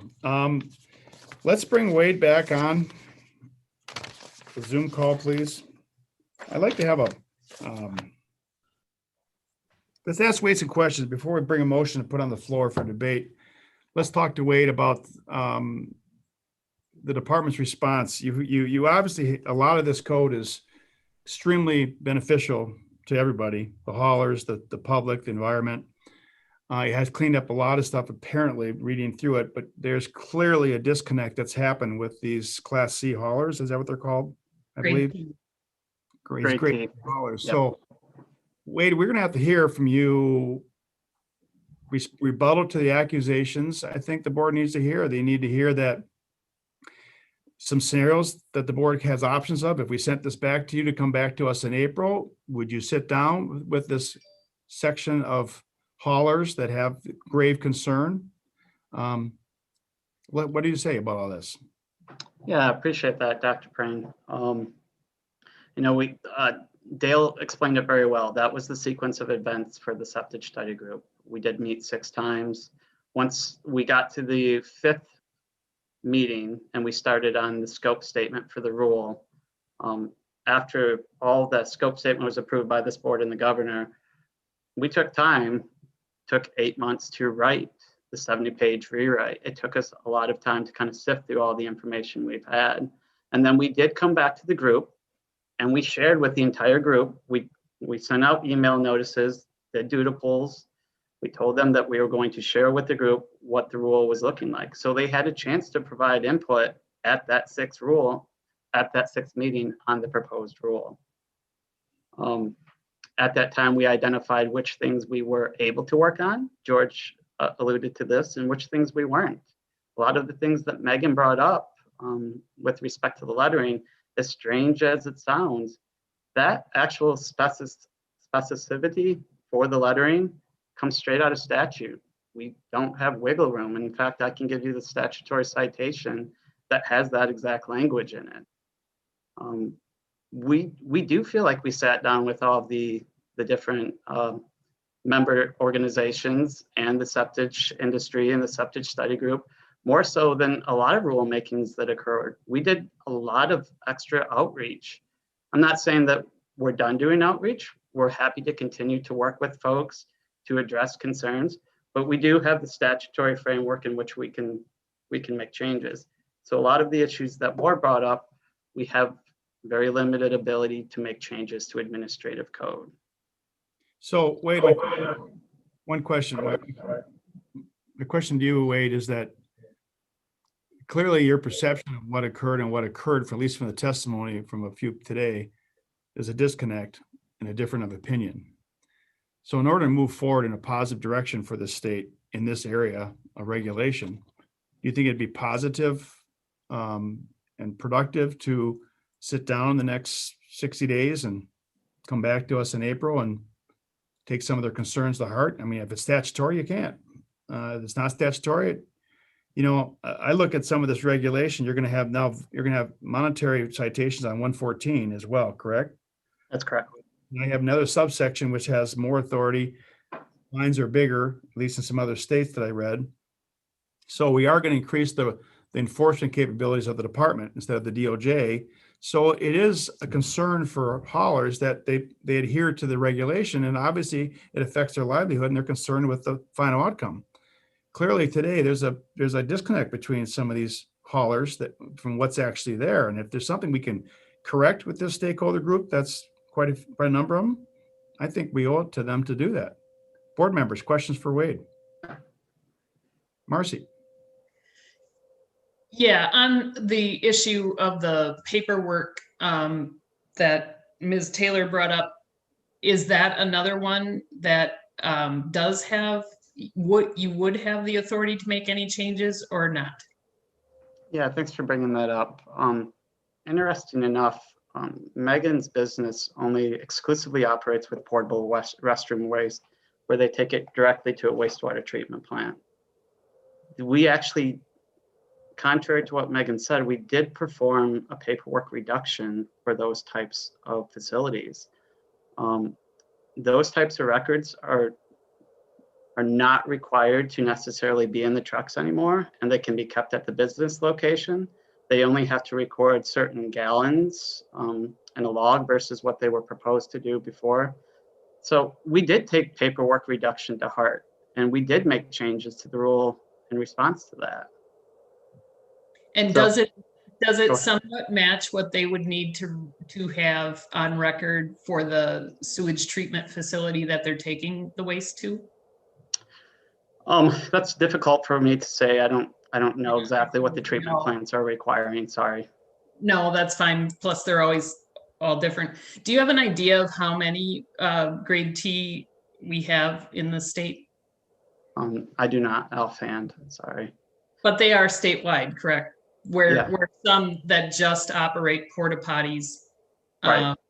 and just take their waste to the treatment plants. Yeah, I mean, I would guess that of the septic licenses in the state, there are probably about a quarter of them are grade T. Okay. Mr. Chairman, if I can, I just have one other question and a different point that came up. I'm on page 25 on the green sheet, the 39,000 gallons per acre that can now be spread per crop year. It's limited to the crop nutrient requirements.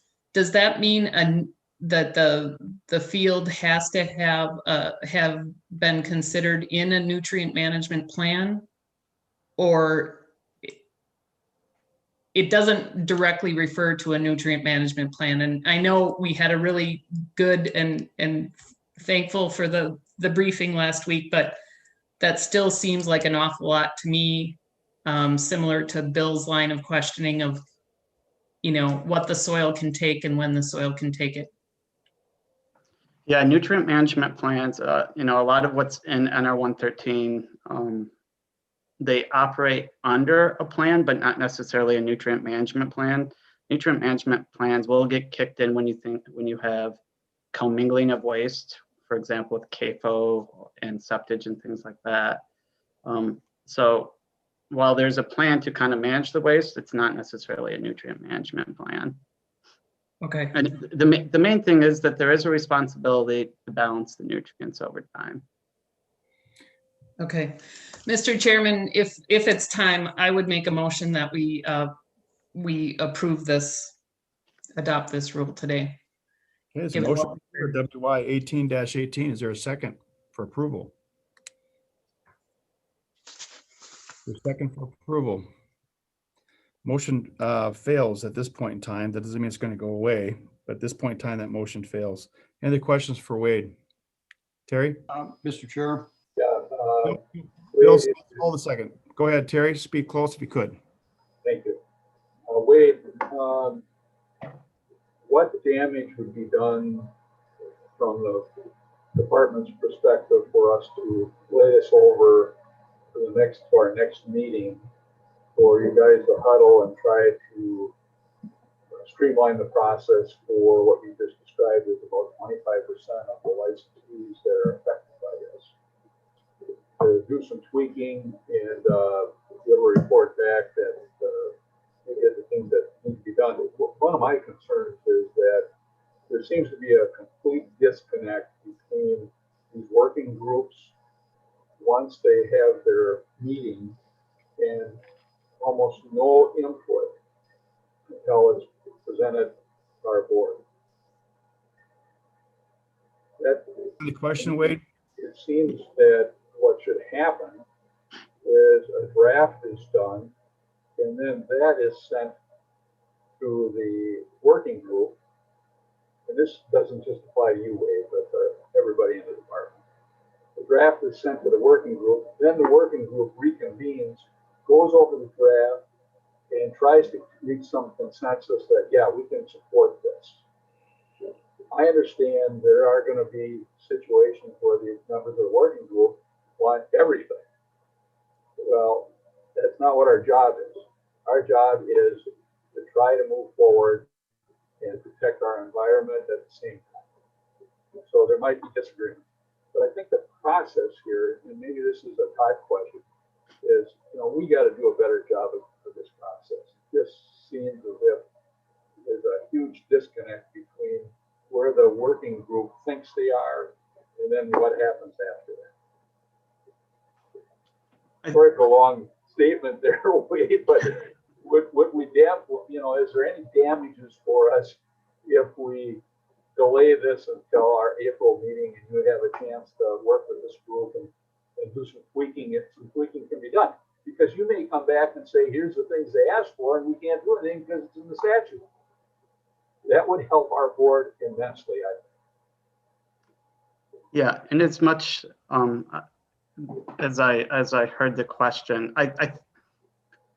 most of what was brought up today, as I heard it from Dale and Megan, weren't necessarily specific items that we could address in a rulemaking. We heard things about, the main thing that Megan brought up were it's clearly a statutory issue. 281.483C is very prescriptive in how the lettering works on trucks. We do not have authority to change that. We explored that issue. Wait, just a second. My question is, if we delay this, is there some timing problems that we have as a department present this in April? You know, we're not going to debate, Wade, but the point being, we're not considering debate Megan versus you at this point. That is not the role of this board. The role of this board is just approve regulation or send it back and have you work with the stakeholders. So the question on the table is, if we the table this until April's meeting, what effect is it? Does it affect anything? And the answer, I would think, is no, because the scope runs out in May. Is that correct? That is correct, sir. So the answer, Terry, would be that there's no harm, no foul. It's May is the big one that, according to the statute, the scope would run out. Thank you. Any other questions? I have a, Mr. Chairman. And then Bill Smith, Kaz first, Bill Smith, then I think Marcy had her hand up. So Wade, on the haulers that exclusively dump at a treatment facility, there's no environmental impact like there is with the land haulers. And I understand that the holy grail in this rule is to get that storage facility increased. But as far as reporting, if I'm pumping toilets at Summerfest, do I have to report each toilet, or do I have to report the stop at Summerfest? You have to report the volume for the day that you've pumped from each toilet collectively. Yeah. So that's the kind of streamlining that those committees were put together to say, that seems kind of silly that we're having to do paperwork for each toilet when we're going there with one stop and we can just report the total. I think you said it's collectively for the day, but once again, we're getting down the details, folks. We're kind of muscling through the grunt work here. But I think the point is that if there's a possibility to have further streamline, I know you keep citing statute, Wade. And like Terry said, you might come back and say, everything they asked for is statutory, including abbreviating Wisconsin. That's, I think, where right now the board can't answer that question. We'll be here till 5 o'clock tonight if we want to have a hearing on that. We're not going to do that. So that's what's up in front of us. So, Mr. Chair, I move that we postpone until our April meeting and see if they got some time to go back and confer with the people that are the Class T license holders. Is there a second on that? I will. For debate, let's go to Bill Smith because you had your hand up, Bill. Yeah, I was trying to understand the context of Megan's comments. I found it very hard to understand how Megan and to some extent Dale, both serving on this committee throughout the process, how we could get to a board meeting with the final rule before us and them not to have notice or be aware of that process, and why everything came rolling in this morning, given the board very inadequate time to go through this and fully understand the extent of their concerns. I appreciate the testimony very much, but the message I got from Megan was she was on the committee. In November, she was scheduled to give a briefing. She gave a 20-minute briefing, which was maybe half what she hoped to give, but nevertheless gave a briefing. And then from that point on, the impression I have from Megan, and I'm really asking Wade for an answer here, is she felt like she'd been sidelined from that point on and referred to a lot of low-hanging fruit, easy to make changes that would be helpful to her personal business and the people she represents. So I would ask Wade, could you describe how we got from there to here and to what extent there was adequate notice? I know you mentioned notice earlier, but it was a more general answer. And also, is there some low-hanging fruit that would be relatively easy to deal with between now and April? Yeah, so there's some low hanging fruit in terms of programmatic work. We can make some potential changes to processes at the department, but those aren't codified. And we can explore those different issues that would potentially address some of her concerns. In terms of the notice, we provided notice before every single septic study group. We sent out doodle polls. We went with the majority of the date when we had the most folks that could attend. Once we started in the rule process, we gave all the required legal and statutory notices to all the groups. Before we went in front of the NRB, we notified folks in the septic study group that we were going in front of the NRB for either the scope statement and the this particular meeting. So we did provide all of those notifications above and beyond what were our legal requirements. Wade, in saying that, you mentioned you gave notification to the groups. To be real specific in my question, was Megan personally notified as a member of the committee in each of those instances? Yes, sir. Thank you. Give us an opinion. Marcy, go ahead. Yeah, back to the timeline, and Kaz, I understand the motion, but I do think we lose a lot because, and either Todd or Cheryl can chime in on this, but if we wait till April for the board approval, and don't we miss a legislative session for potential approval and inaction? You want Todd or Cheryl? Which one would like to answer that question? Cheryl? Yeah, I think that's a Cheryl question. Okay, Cheryl, the question is the timeline that the scope statement expires, if the board takes action before the expiration date, is that good to go? Chair Prane, members of the board, Cheryl Heilman, the chief counsel. I think the answer is that the board could certainly make a motion to postpone this, and the department could meet the timeline that is required in the scope statement. Right. The issue about legislative approval is, I don't have the answer right off the top of my head, but I will say that once the department submits the rule to the legislature can act on it even in times when the legislature is not in session. It's an optional thing for the legislature. There could be a little bit of delay in the effective date of the rule, but the department could proceed in the way that's been discussed here today by the board. Okay, sorry, I stand corrected, but Megan, if you're still on, I would submit that this rule would get to your point with the legislature on the lettering issue. Did you want me to address that, Marcy? I'm sorry. No, I'm just saying that I want you to be clear that that's a legislative issue that this board cannot correct.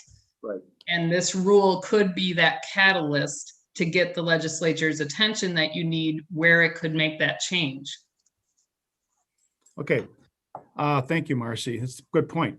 In front of us, table till April, let the stakeholders sit down and try to hammer out a couple of details, report back to us with the same rule or a draft, a change in their presentation. Terry. No, Mr. Chairman, I suppose postpone table we look at it. I think he said Terry, I think he says the room is postponed till April. Correct. Okay, postpone. Not table. Not tabled. Okay, the wording correct. Thank you, Terry. There's a motion on the floor to postpone this rule until the April meeting. Any more debate? All in favor, say aye. Aye. Opposed? No. I'm aye, one opposition. Motion carries. Thank you, Wade. Thank Let's you. take a 10-minute. I've got we'll reconvene at 10:25. How's that? 10:25. This board is in recess till 10:25. Thank you.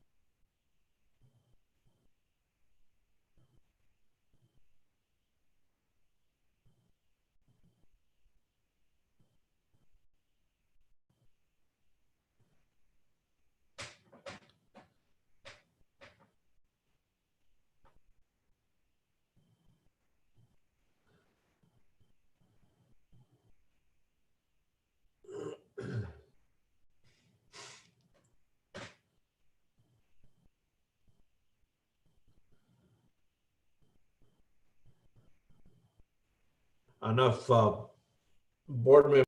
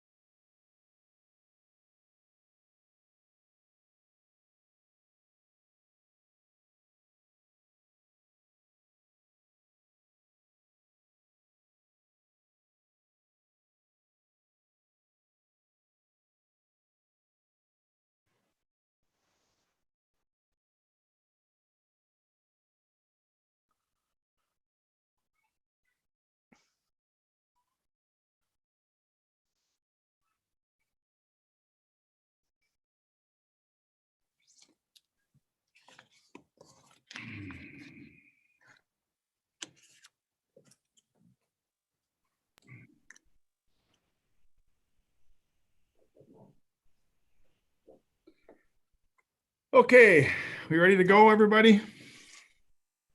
What time we got here? Give it another 30 seconds. Mike. If my watch is on target. Yep. Can you hear me? Yep, I can hear you, Bill.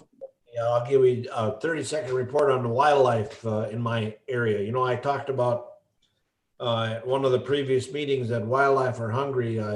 I drove away from the farm the other day when the weather broke, and there were hundreds of mallard ducks eating from our corn silage pile. Hundreds, probably over 1,000.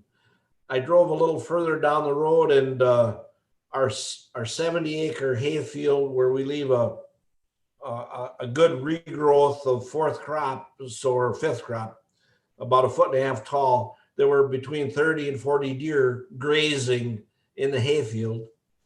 I drove a little further. The first neighbor had wild turkeys congregated beneath the bird feeder. And a little further down the road, there were pheasants eating alongside the road. So the wildlife are being fed. Well, on this behalf of the state of Wisconsin, we appreciate the fact that you help feed our abundance natural resources of wildlife. Thank you. I call this meeting back to order, everybody. We're going to open forum. We have a well-known speaker, George Meyer, that has something he'd like to bring to our attention. His topic is the use of 17 caliber firearms for hunting, of which I'm a strong proponent of. I love that caliber. It's wonderful. So George, we're looking forward to seeing what you have to say to the board. George, you there? I George? should be, yes. Can you hear me? Bring your video up. There you are. You're good. Okay. You got the floor, George. Chairman Preen, members of the Natural Resources Board, Deputy Secretary Ames, thank you for the opportunity to present a request on behalf of many of the hunters that we represent in the Wisconsin Wildlife Federation. Recently, there's been a great deal of concern and subsequent response by the department and the legislature regarding the July 2020 rule that prohibited the use of buckshot larger than T for hunting fox, coyote, and small game. It appears that there is substantial progress being made to address that situation by allowing shot larger than T for hunting. However, the July 2020 firearm regulation adopted by the board has also raised confusion and negative response by hunters because the regulation does not list 17 caliber firearms as, quote, reasonable equipment for use in hunting. At best, the regulation lacks clarity and certainty for the average hunter. Let me quote NR 10.09 weapons and ammunition, sub 3, reasonable equipment. No person may hunt with any weapon or ammunition that is of inherent design or used in such a manner as to not be reasonably capable of reducing a target wild animal to possession. The following are prima facie reasonable equipment. And then it lists a firearm with a caliber of at least 22 caliber, and it adds other weapons. The first problem is that the regulation using the words prima facie, which is not common vocabulary to the average citizen. The hunting pamphlet is a bit clearer. It states the following are presumed reasonable equipment: a firearm with a caliber of at least 22.22. However, the problem remains that the regulation leaves the determination of the use of 17 caliber firearms for hunting for species such as rabbit, squirrels, fox, and coyote to be a totally subjective decision for individual hunters and conservation wardens. And in fact, we've received a lot of calls from sporting stores and hunters on this. Can we or can't we? Secondly, the 17 HMR cartridge compares very favorably for hunting with a 22 caliber long cartridge.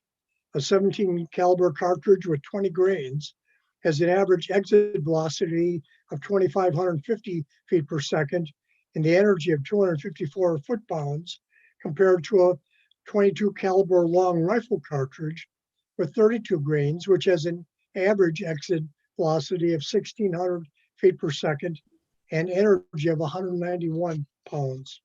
In addition, the 17 caliber is more accurate in longer distances with a flatter trajectory and more killing power.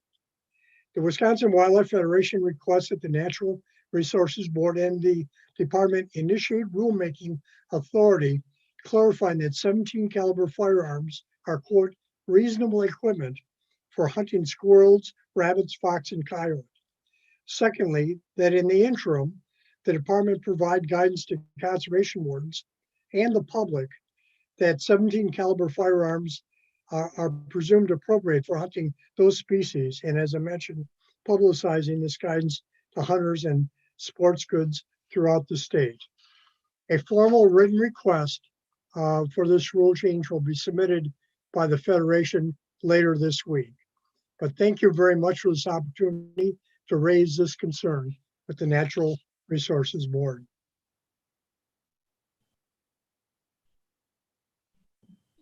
Any questions for George?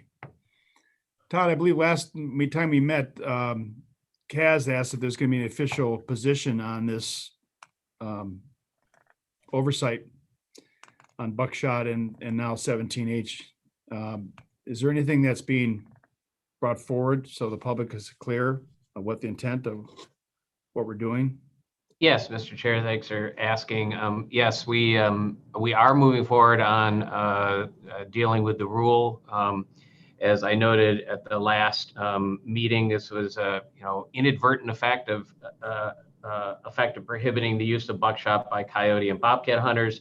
We're moving as quickly as we can to change our rules, and in the interim time, we have instructed our wardens to use their enforcement discretion if they encounter any coyote or bobcat hunters who are using buckshot based on our previous rules. And we're now past the bobcat season, so we're really only dealing with coyotes.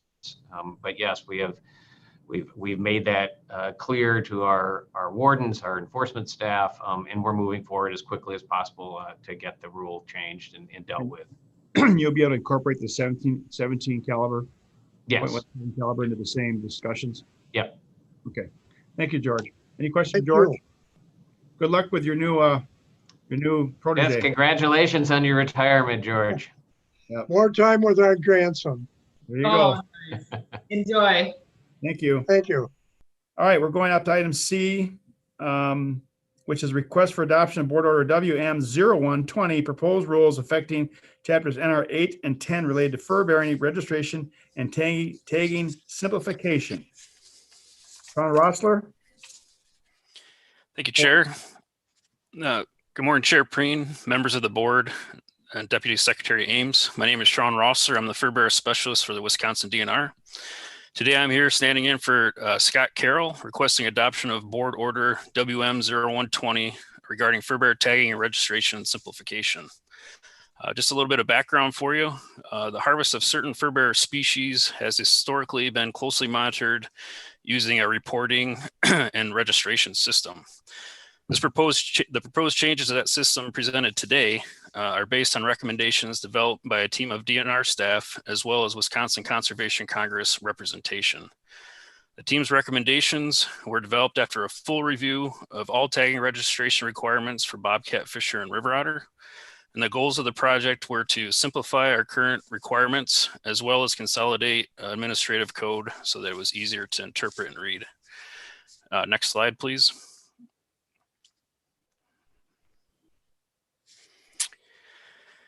So now I'll cover a few of the changes in the rule proposal. The first change that I'd like to cover deals with fisher tags.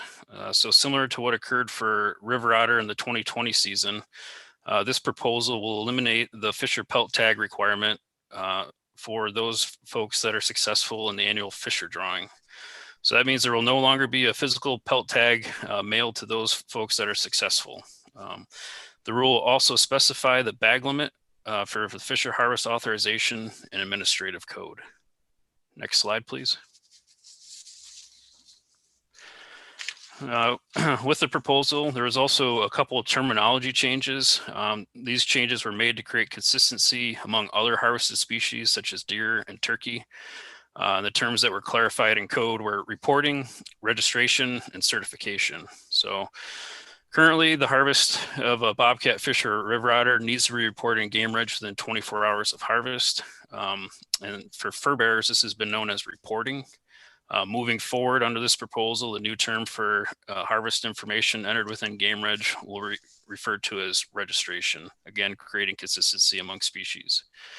The proposal will also change the requirement for registration of harvested bobcat, fish, and river otter. Again, these species currently must be registered within 24 hours of harvest. Moving forward under this proposal, it will change the requirement to before 5 p.m. of the day after the animal is recovered. Again, this creates consistency with other species such as deer and turkey, where information is registered via Game Reg. Next slide, please.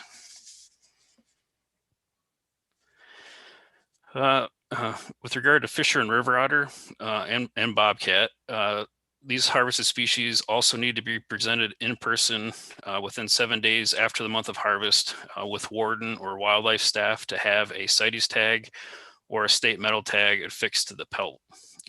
This has been known as registration for these species in the past. So moving forward, because the term registration for these species will be tied to Game Reg, moving forward, the new term for sealing a pelt with a CITES tag or any other tag will simply be referred to as certification. And for river otter and fisher, this proposal will also eliminate the requirement for a successful trapper to meet in person with a warden or wildlife staff to have that pelt certified and tagged. So instead, for river otter being a CITES species, the department will send a tag directly to the trapper's home. Upon receiving that tag, the trapper then will immediately affix the CITES tag to that pelt of the river otter. And for fisher, what the proposal does, it eliminates the state metal tag for fisher, so there will no longer be a requirement to affix that metal tag to the pelt.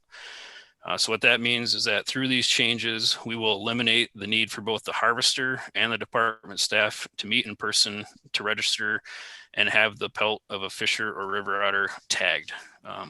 The proposal does not change the requirement for bobcat. Successful bobcat hunters and trappers will still be required to meet with a warden or wildlife staff within 7 days after the month of harvest to have the pelt tagged. Next slide, please. And lastly, this proposal expands the allowable forms of proof in lieu of the original fisher or otter harvest authorization. Currently, the original harvest authorization is required. Moving forward under this proposal, will allow for reprints, conservation cards, driver's licenses, and digital files as allowable forms of proof. Next slide, please. And with that, that's all I have for you today, and I'm happy to answer any questions that you may have. Thank you. Any questions for Sean?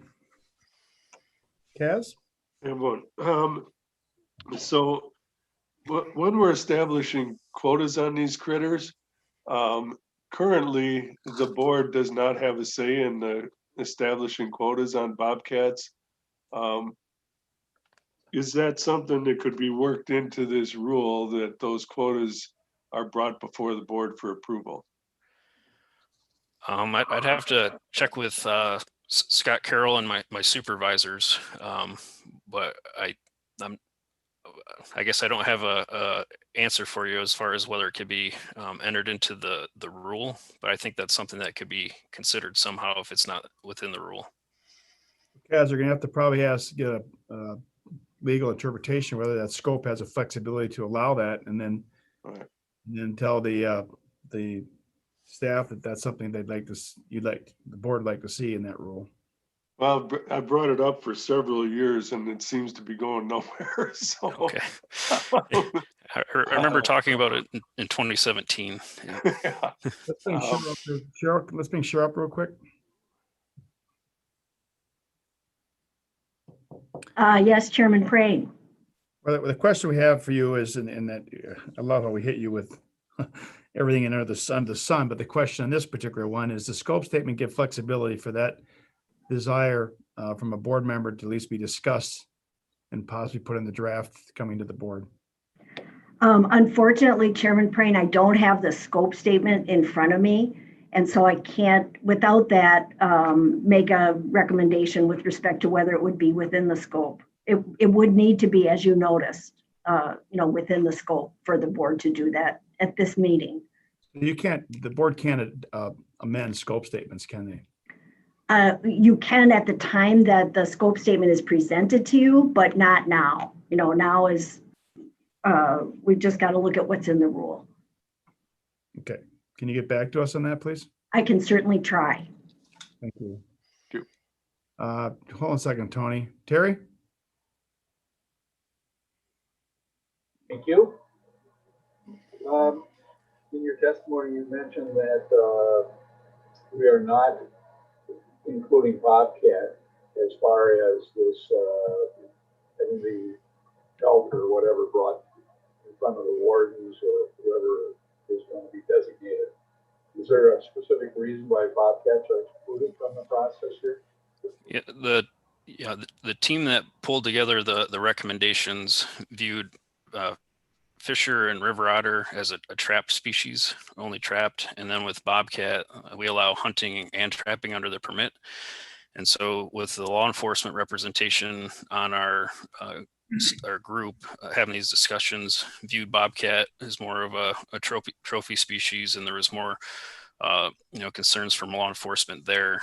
And then along with that, there was also, we had made adjustments to the quotas. We increased those a number of years ago, and we still collect those carcasses at the time of in-person registration.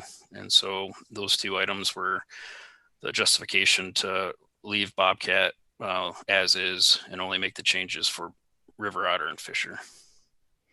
Thank you, Sean. I appreciate that. Yep, no problem. Okay, any other questions? If not, Tony, you want to pipe up? Conservation Congress. Tony Blatter is from Phillips. He represents the Conservation Congress as executive director. And Tony is as a partner with the Department of Natural Resources, and the NRB is unlimited time. But I know you always use it wisely.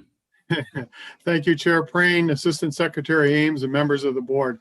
Thank you for the opportunity to testify before you today in support of the recommended changes to fur bearer registration and tagging simplification. The proposed rule will require fewer fur bearer species to be presented in person to department staff. This will make the process more convenient for hunters and trappers, while also requiring less time from department staff. This rule also makes the registration of fur bearers consistent with that of most other harvested species. This changes the registration process by removing the in-person registration requirement for certain fur bearer species. It also requires fewer instances where a pelt and/or carcass tag would be required, because fewer individuals would be required to submit a full carcass. Also, other individuals may be required to submit only a part of a carcass rather than the entire carcass. Successful harvesters will still be required to report their harvest. The WCC has been a part of these conversations since the beginning, and we'd like to thank Delegate Kelly Tollefson and Fur Harvest Committee Chair Ed Harvey Jr.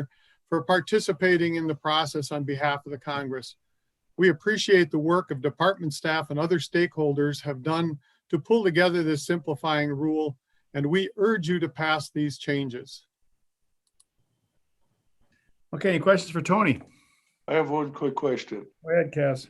Tony, do you think we should have included bobcats with this loosening of restrictions? The only thing I'd say, Kaz, is that apparently the members of the Conservation Congress that participated in this committee discussion were very comfortable with what's presented to you here today.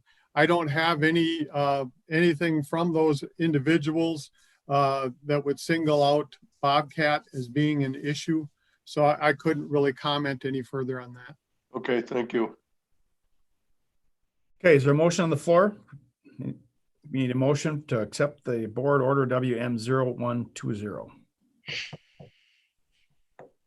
Anderson, move to approve. Anderson, move. Second? Second, Smith. Smith. Any debate? All in favor, say aye. Aye. Aye. Aye. Motion carries. Thank you. Next item is the scope statements. Request that the board approve the statement of scope for emergency order WY2620E and board order WY2720, and conditionally approve the public notice for WY27-20 and notice of submittal of proposed rules to the Legislative Clearinghouse for proposed rules affecting chapters NR 114, 146, 520, and 524 to allow for third-party administration of operator certificate examinations. Steve Geis presenting. Yeah, good morning, board members, Chair Preen and Deputy Secretary Ames. My name is Steve Geis. I'm the Section Chief for Certification Services in the Bureau of Environmental Analysis and Sustainability.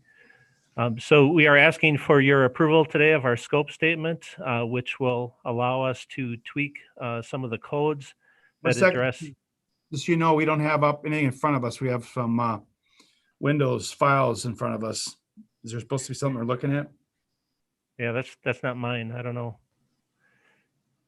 Okay, we're going back to you. Go ahead, Steve. Yeah, so we're asking for your approval today to be able to tweak some of our codes that address operator certification exams. And so this would allow us to do online exams for wastewater, drinking water operators, septic haulers, landfill operators, and well drillers. So any questions? Nope. Is that it? That's it. Okay. Any questions for Steve? Move approval. For a second?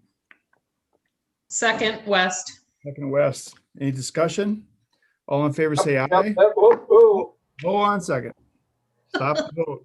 Terry, go ahead. Thank you. Steve, my question, which you answered for me privately, but I think it needs to be on the record, is the concern that's been expressed by people that the department will continue to actually write the exam, that will not be delegated to a third party. Right, that's true. Yeah, any agreement we have with a third party vendor would have the condition that they use our exams. So we would control all the exam questions, and none of that would change. Thank you, Steve. You're welcome. Sorry, Mr. Chairman. Thank you, Terry, for that clarification. Any other debate? All in favor, say aye. Aye. Opposed? Motion carries. Thank you. Request board order approval. Statement of scope for emergency board order FH 28-20E for proposed rules affecting chapters NR 20 and 25 related to Lake Michigan whitefish management. Brad Eggold, Great Lakes District Fisheries Supervisor. Brad, the floor is yours.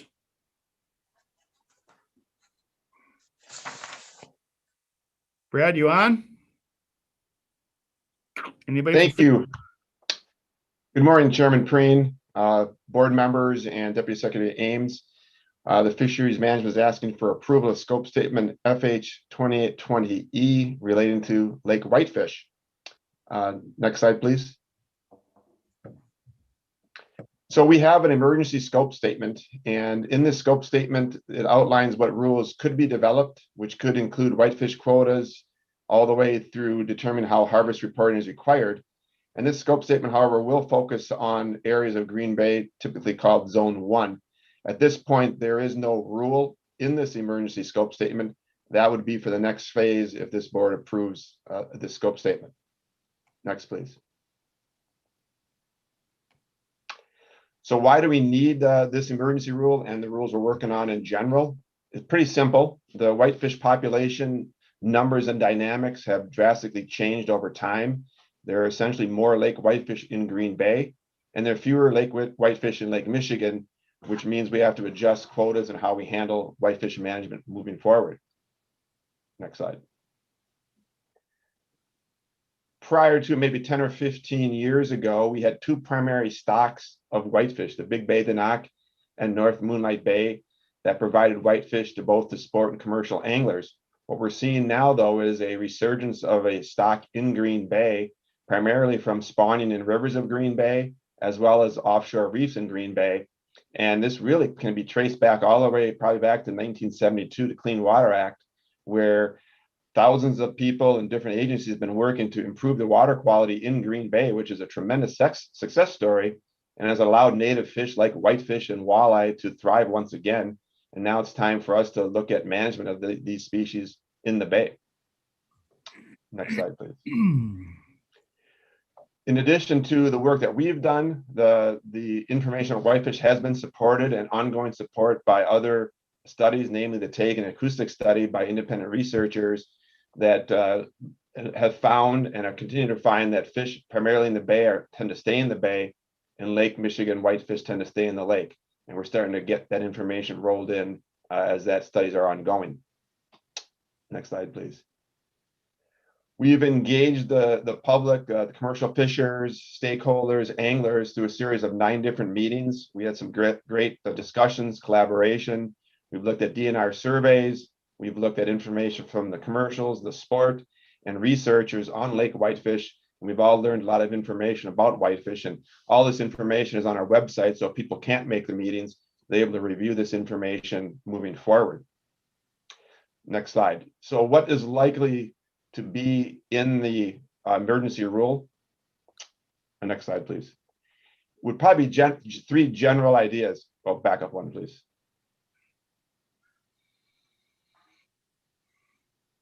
Back up. Back one, please. 3 general ideas for this emergency rule. One would be an increased quota for Zone 1 of Green Bay, and that would be based on the quota that we're proposing for all of the bay, which would be 2.3 million pounds of fish, split 50-50 between the sport and commercials, which would allow 1.176 million for the commercial fishery, of which we would give some of that quota, around 200,000 pounds, to augment their current quota in Zone 1. Then to obtain information on bycatch of all the fisheries in Green Bay, we would require the use of our electronic fish harvest reporting system to report not only the whitefish harvest, but also the bycatch of the fisheries. And then lastly, we just do not have a lot of information on bycatch in the large mesh gillnet fishery. So we may have to put safeguards on that fishery moving forward. We have a fairly large increase in the quota for Zone 1, and maybe we would have to limit how much extra gillnet effort above average would go into that fishery. Next slide, please. We did hold a preliminary public hearing a couple of Mondays ago. We had a pretty good turnout, probably more than I've ever seen on something like this. We had a lot of people in attendance, and a lot of people spoke, both comments there and written comments, which you've seen. There are some support, but there's also some concern for the Zone 1 quota increase, and we're opposed to this emergency scope statement. However, at this time, there is no specific rule in the scope statement, and we hope by approval from the board today, we can then begin work on an actual rule development. We will continue to work with stakeholders through a series of meetings, and we'll be scheduling some in March to talk about the actual emergency rule, both with the sport and commercial fisheries moving forward. So at this time, I'd like the board, if you will, to approve emergency order FH 2820E. Thank you. All right, in this particular case, I'd like the board to ask some questions of Brad prior to Charlie's testimony, so we can give Charlie appropriate questions. If you have any concerns, I get the department's response. One of the slides I would think, real quick, Brad, that I think that we passed by very quickly, and I really think it's important that the public notice that slide is slide 4. If you could bring that back, Kari. That's generation of work that has now made us to where we are today as far as the clean water of Lake Michigan. That you said it very quickly, but I think it's very important that people understand that, back in the 70s, we had 2 pods of whitefish that we knew of.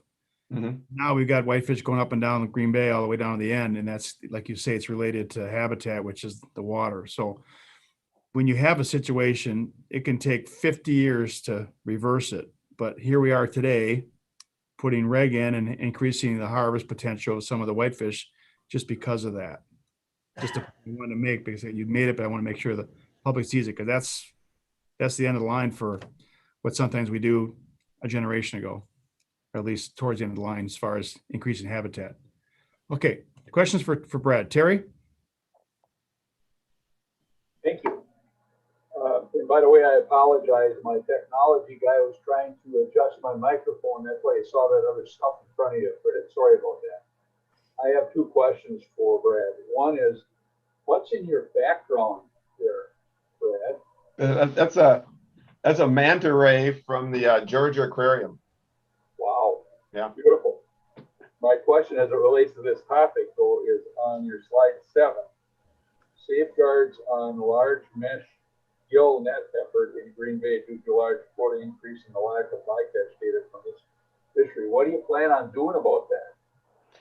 I think because of the lack of information, and we don't really know where large mesh gill net effort may go with this potential around 200,000 pound increase, that I think it's prudent that we look at what is the average gill net in terms of feet fished, say the last 3 years, and then allow some percentage over that so that we have some limiter on how much gill net could be put into the bay, and thereby would do 2 things. One, we have any safeguards if there is bycatch issues, but also 2, would allow some more gill netting to get us that critical data that we need.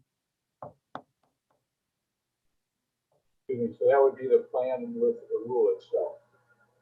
That would be a possible plan for this emergency rule. And then once we have the rule in place and we continue to collect information, both to hopefully on the trap net and gill net fishery, and all that information will then inform us where we go with the permanent rule, which probably will come back to this board sometime later this year or early next year. Thank you, Brad. Sure.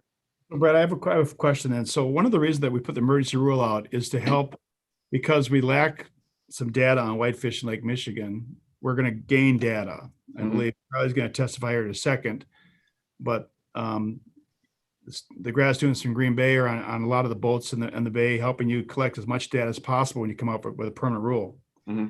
My question with the gill netters is, my understanding is that it's not quite, the cooperation isn't quite as good. Matter of fact, I don't think at this point in time, they're allowing to have observers or monitors on board. Is there a good understanding with this sector of fishermen that you know of before Charlie testifies, that if we don't get data on bycatch for gill netting, that the chance of being on that end of that increase is minimal?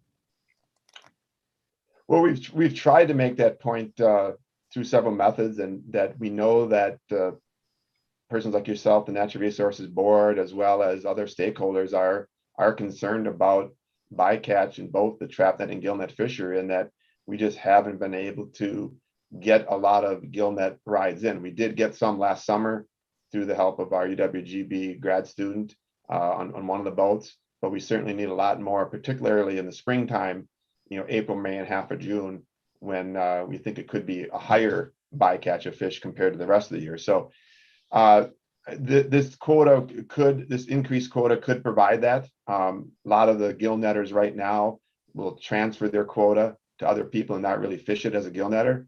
So possibly by allowing more quota, they would then fish some of that themselves, which then if they participate in the study, would give us an opportunity to get on those boats and collect that information.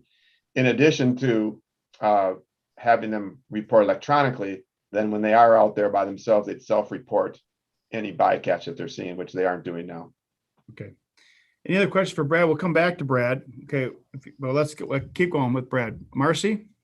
Yeah, just a quick point, and we touched on it a little bit directly, but the electronic reporting, as you go forward, we know that there's some concern with folks transferring all the way over to electronic reporting. So if we can just keep an open mind to that, that we're sympathetic to that concern, and maybe come up with an alternative for folks that are not comfortable with it, or a special training program or something.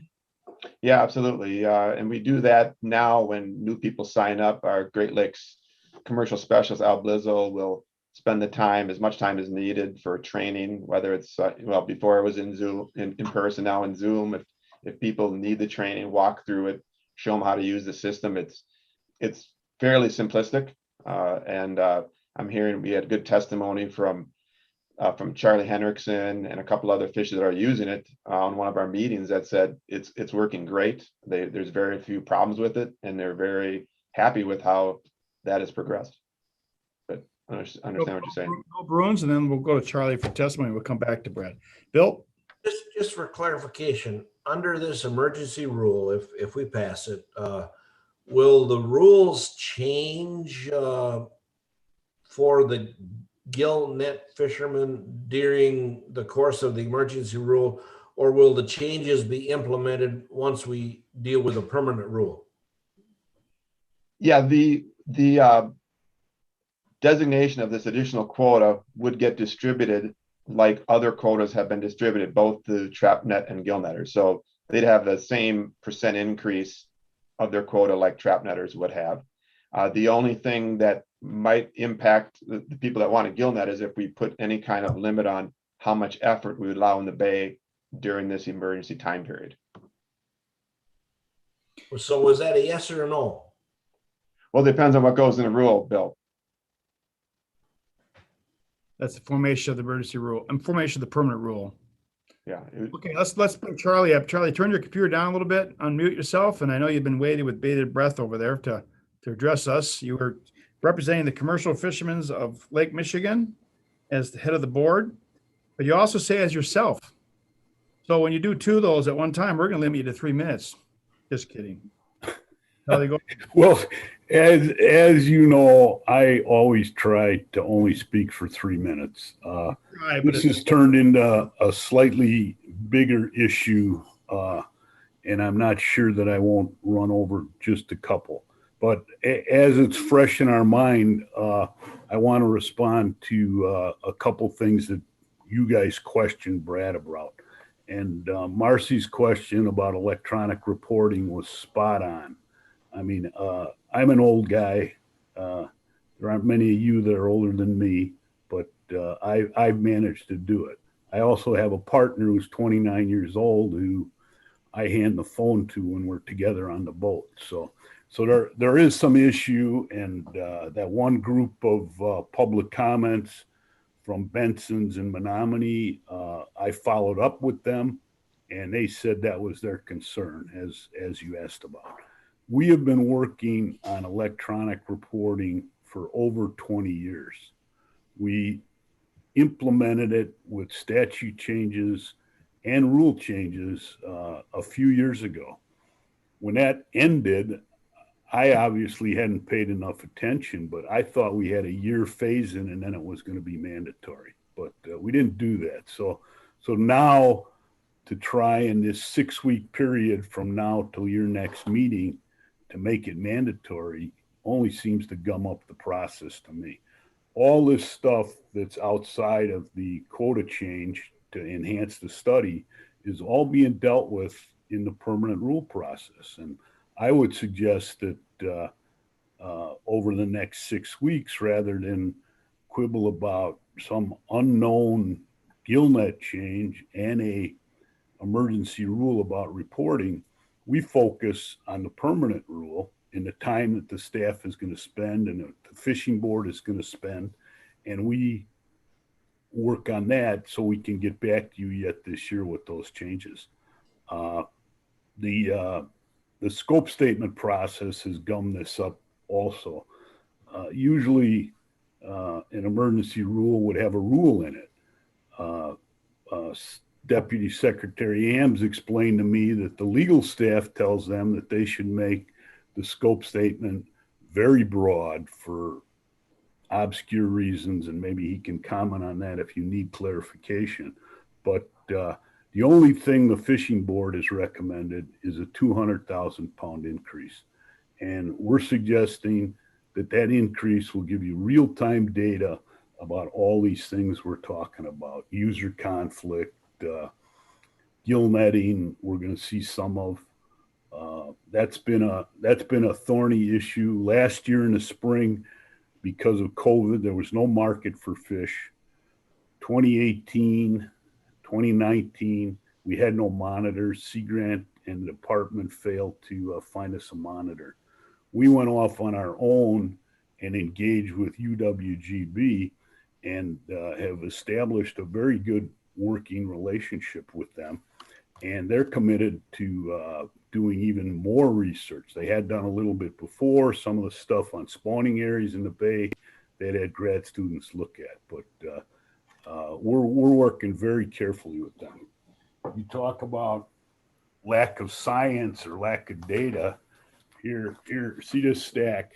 These are reports that our business supported, reported in 2018 and 2019. Every fish that came over the side of our boat, anywhere we were, was reported into the EFR system. Now, it's a massive amount of data, and I don't know that anyone's using it.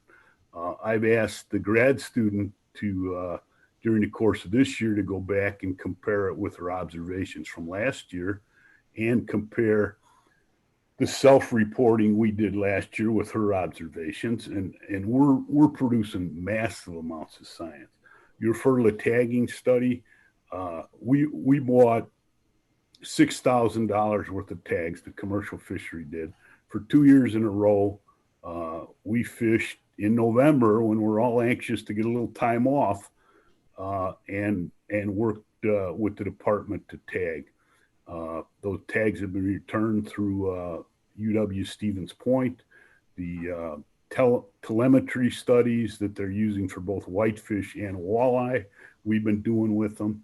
We are fully engaged in the science here. We are fully engaged. And this whole deal, the whole catch composition study, it's all been our thing. It's been what we've proposed, what we've followed up on. So trying to provide this data is been a huge thing, and we've been working on it for 5 years.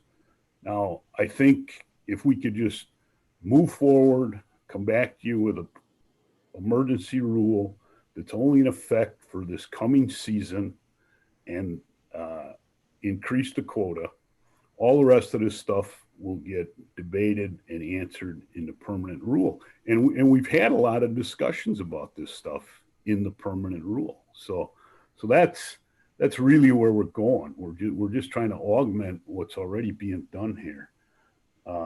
So I don't know what else to say. I mean, there's a bunch of other stuff. I sent you a lot of information.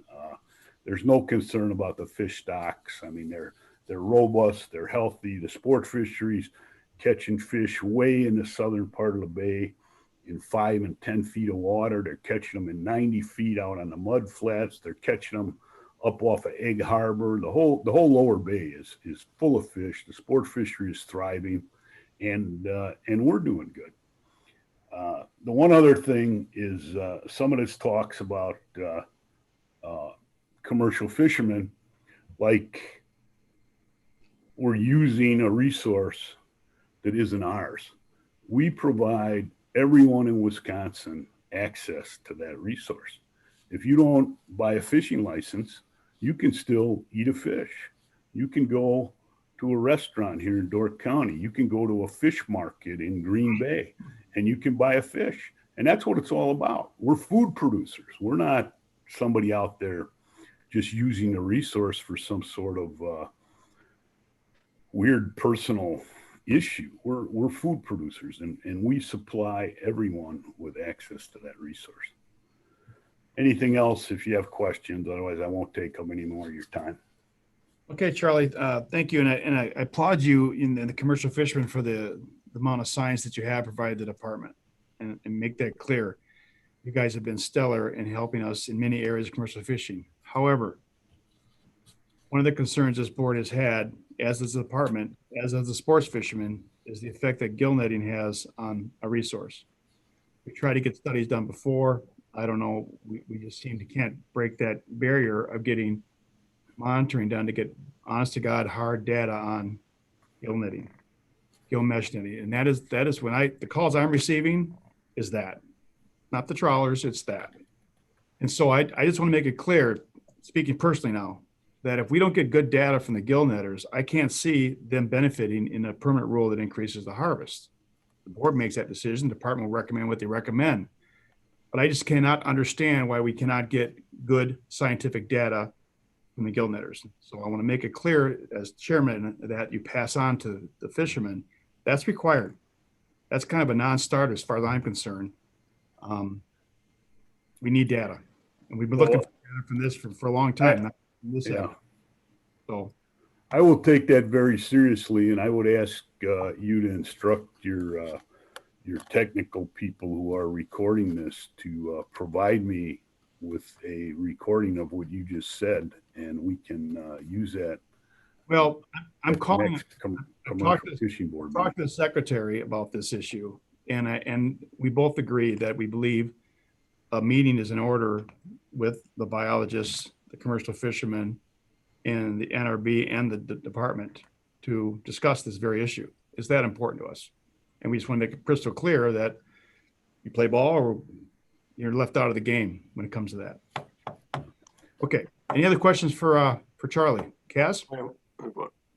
So, Charlie, I think one of the reasons why you're having some resistance from people reporting the bycatch was simply stated at the beginning by Brad, and that is, and then we'll decide how many fewer nets you're going to put out.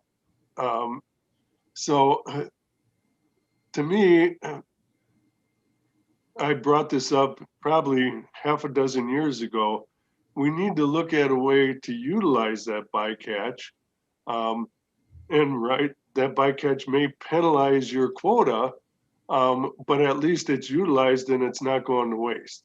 Has there been any movement in that direction with the department? Well, bycatch is different in different areas. And we're waiting on the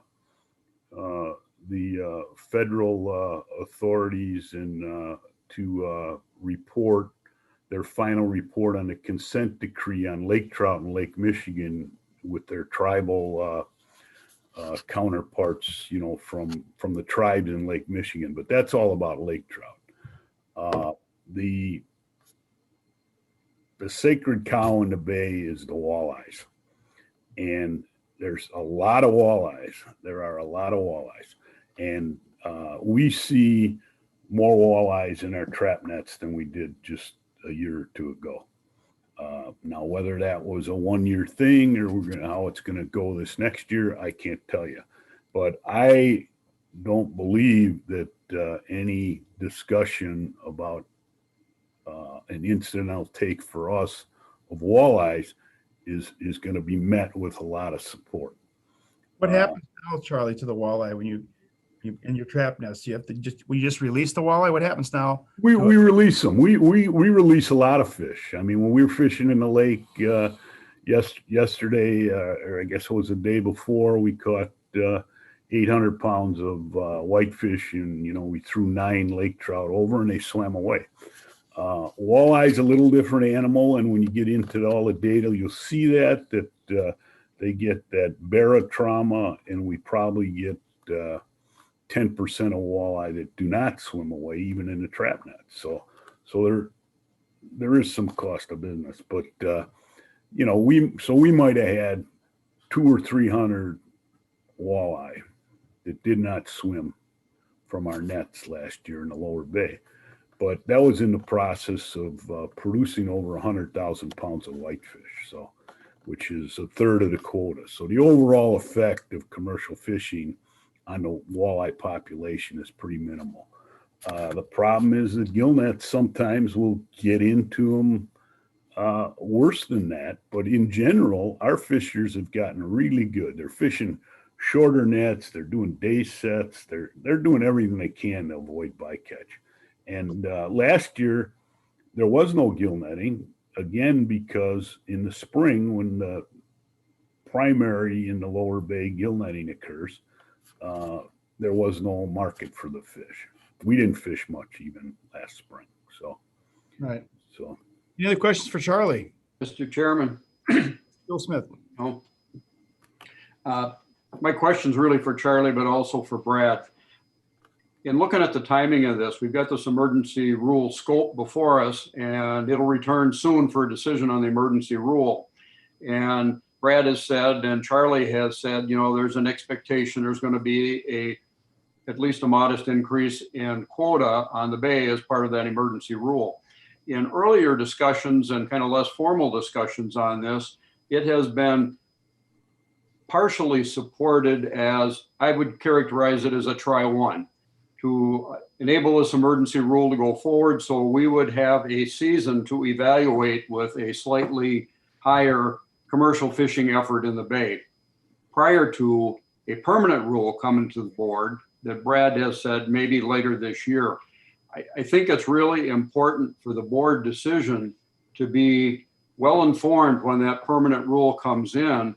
And if we're going to be making permanent decisions and more significant decisions on commercial fishing in the bay, we're going to need to have data to support those decisions.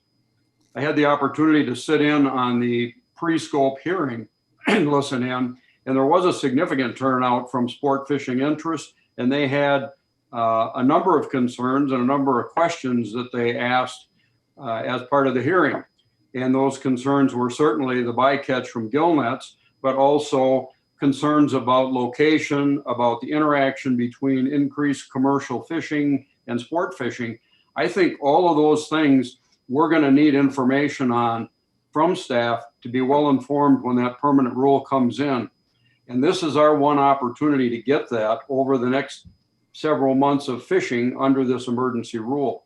So Charlie has said, you know, maybe we can push some of this to the permanent rule discussion, but I'm afraid if we do, and we're not real pointed in the kind of data we need before we get there, we're not going to have it when the permanent rule comes in. We're still going to be talking about generalities and speculation, and it's going to put us in a very difficult position to make a well-informed decision on the permanent rule. So I would advocate very strongly that we push for more detail and more specifics on what kind of a data collection effort we're going to have over the next several months if this emergency rule moves forward. And I think when Brad goes back out to talk with the commercial fishermen between now and when that emergency rule comes in, I think we could charge Brad and Charlie and the people involved in those meetings to take a look at some specific commitments on what is the data that we're going to need to answer those concerns of the sport fishery and the data that this board's going to need to make informed decisions on the permanent rule, and ask them to bring that back as part of the emergency rule consideration. Well said. Charlie, you raise your hand. You want to respond or just let it? No, yeah, I would. You know, excellent comments, Bill. I appreciate them. We're doing that. We absolutely are doing that. We've had 4 meetings of this informational sport fishing task force on commercial fishing rules, and we've discussed this at length. At the last meeting, Brad didn't feel he was getting enough feedback. I told him that you weren't getting feedback because people didn't have problems. If they had problems, they would have been shouting them from the rooftop. So he did a poll, and I think the main thing was about what we're trying to do here. 50% were in favor, 30% didn't care, and there was some scattered opposition. So I don't think as we're going through this, there's problems. If you look at the UWGB handout that I sent to you, where it talks about moving forward, it says continuing monitoring during the 2021 season with additional gillnet monitoring. I've been in discussions with Dr. Forsythe from UWGB. We're signing a contract. We're finishing a contract tomorrow, I believe, that we'll sign this spring. And he not only is going to have this grad student involved, she's going to oversee some LTEs, and we're signing a contract to pay for that. So we're doing everything we can to supply this information. There's no secret. One thing that came up at the hearing was, just off the wall stuff about can we fish in front of the Fox River, which no one's ever done. We had a follow-up discussion with Mark Merrick from Swamico and Green Bay, and Todd and Brad, and we're looking at our restricted area permit deal, but we're also trying to get the Marine Warden involved to map out what areas are already closed down there. So nobody knows that. I mean, I know where the closed area is by Little Sturgeon, because I fish there. In the Southern Bay, I gotta admit, I do not know where they are, but I've never gone down there with a net. And if I was going there, I'd definitely find out. So we're trying to answer all these questions, and we've been trying to answer them for 4 years. I know you have, Charlie, and that's it's all I really, can say. Yeah. it's a real credit to your organization, your leadership that we've gotten as far as we have on this, because the dialogue has been good. It's been regular.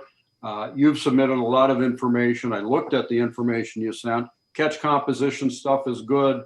But all of that relates to trap nets. And the one hole in that is we don't really have data on gill nets. And we've talked about that for the last year and a half that I've been on the board, and recognize that there's a challenge in getting that information. I'm not pointing fingers at anybody. We've had a pandemic. We've had staff vacancies. There's been difficulties on the department side, in society, and on the commercial fishing side. But the point is, we've still got this hole in our data about gill netting, and it's a concern of the sport fishery. And we need to have data on that before we get to the permanent rule decision on this. We need to be informed on that so we make good decisions. Otherwise, it's going to be very difficult to make any decisions. Yeah, there's some preliminary gillnet data that UWGB has compiled. Brad and I exchanged emails yesterday and copied to his fishery team and to our fishing board, where we're looking at specific areas where there's been gill netting. But over the last 5 or 6 years, there's been a steady decline in gill netting. So the idea that this quota change is suddenly going to make it ramp up is probably not true. And if it is, we'll deal with it in the permanent rule. But we're trying to make gillnet decisions here, whereas we all agree we don't have the data yet. So okay, I don't want to get into the detail here. You guys are the experts. I think personally, I'd like to see a charge to you and Brad in the discussion of this emergency rule to come back with some more specifics on the data that's going to be delivered during this emergency rule and provide it to the board before the permanent decision.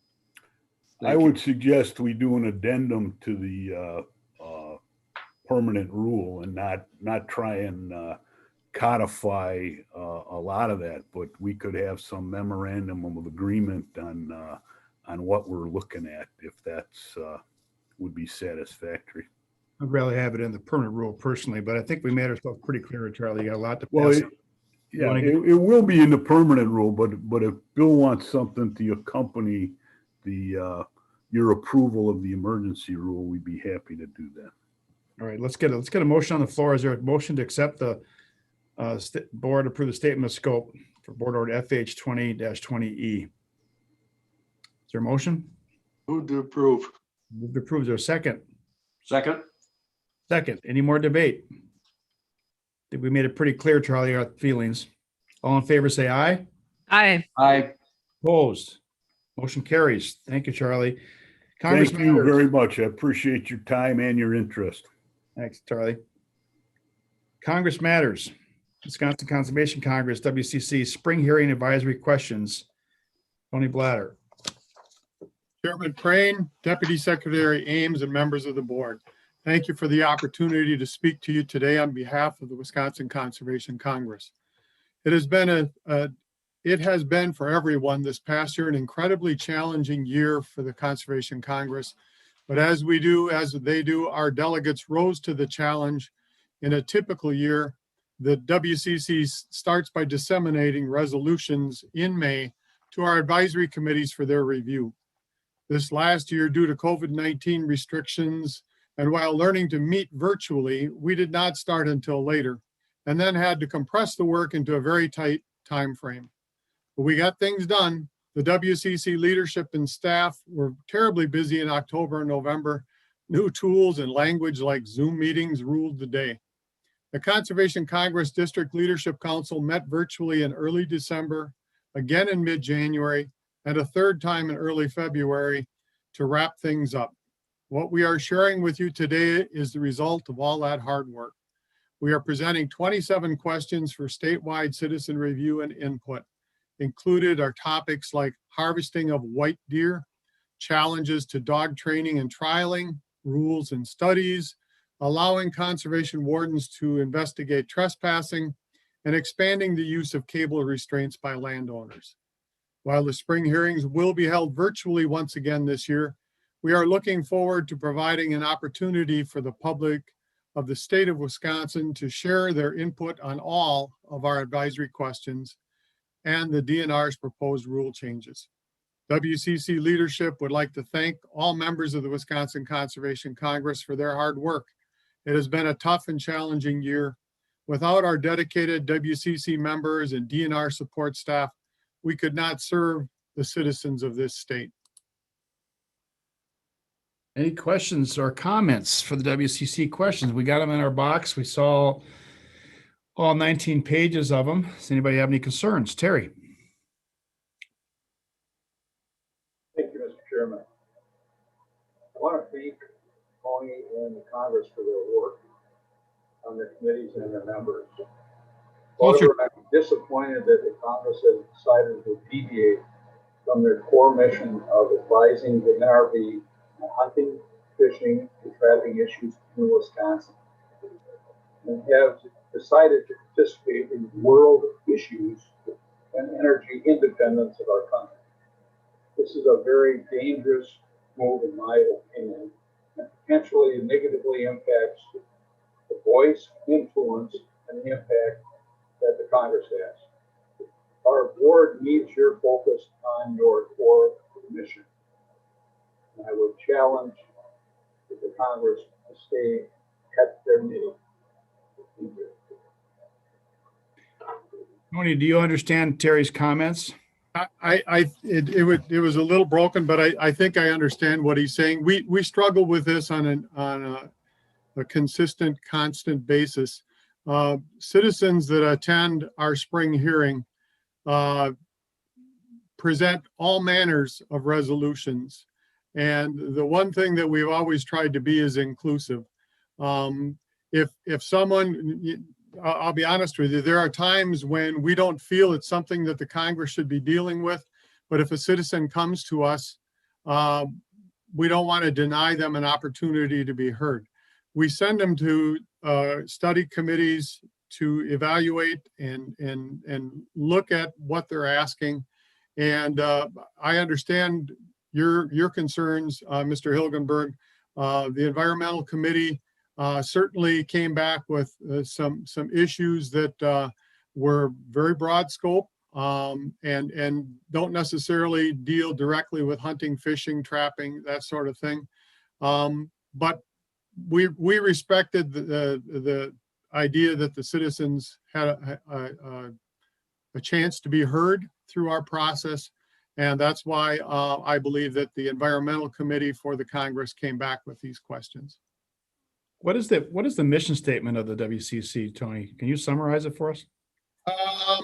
I can probably come up with something here. I don't know if it's necessarily. I understand when the public shows up and they have a question they want to ask, but at some point in time, you have to just determine whether it affects the mission of the organization. I mean, the WCC has been around a long time. As we know, the partnership between the NRB and the WCC goes back for decades or longer. I think you just celebrated a milestone last year with Larry as chair. And I just be careful what's going on with WCC, because when you get questions about carbon emissions and carbon dividends with HR House representatives, you're going to lose the core thrust of the WCC, in my opinion. I understand they have a right to ask that, but I think you also got to look at the mission statement of the WCC, and does it really apply to the mission statement? That kind of question, because if you sit down at the hearings, then they right out of the box, question one is about a carbon dividend act. Well, the challenge this year for us, Chairman Prane, was that everything was virtual. So a lot of these resolutions that came in were presented electronically. And when the District Leadership Council viewed this stuff, it had already gotten to the point where they had been presented to citizenry. They had voted and in many counties had passed this language. And the Conservation Congress leadership, we struggled whether we should be dealing with it or we should not be dealing with it. But in the end, they decided to forward these questions based on the fact that the citizens of the counties where it was presented approved of the resolutions that were presented. If it had been live in person spring hearing format, chances are that a lot of this exact thing would have been discussed in detail as to whether it was the mission of the Congress. But in a situation where it was done electronically, I don't know that there was any opportunity for that discussion. Well, Tony, I'm not disagreeing with you. COVID blame a lot of stuff on COVID, but that's stretching it, because at some point in time, somebody's got to make a decision where this fits the mission of the WCC. That's all I'm saying. You guys are presenting the questions. We don't advise you on we don't take any away. We don't add to any. We have our own format for that. I'm just saying this is a little bit out of the norm. That's all. Message heard. All right. Any other questions for Tony? I believe that is a information item only. Thank you. Good luck with those questions, Tony. Thank you. Information items: Walleye Spring Hearing Regulation Proposal for Inland Lakes of Concern for Oneida and Vilas counties. Good morning, Chair Prane. Hello, John. Hi, members of the board, Deputy Secretary Ames. I am John Kubitschek. I'm a supervisor with the Treaty Fisheries team in the Bureau of Fisheries Management. Can I get the next slide, please? So I'm here to give the board a little information on a new proposed walleye regulation for rehabilitation of declining populations. And this rule change is in the 2021 spring hearing package. So we're proposing this regulation on 4 lakes, Clear and Catherine Lakes in Oneida County, Henville and Laurel Lakes in Vilas County. And all 4 of these lakes had former strong, naturally reproducing walleye populations. And they've all followed a pattern of declining recruitment, followed by declining adults and a lack of younger, smaller fish in the population.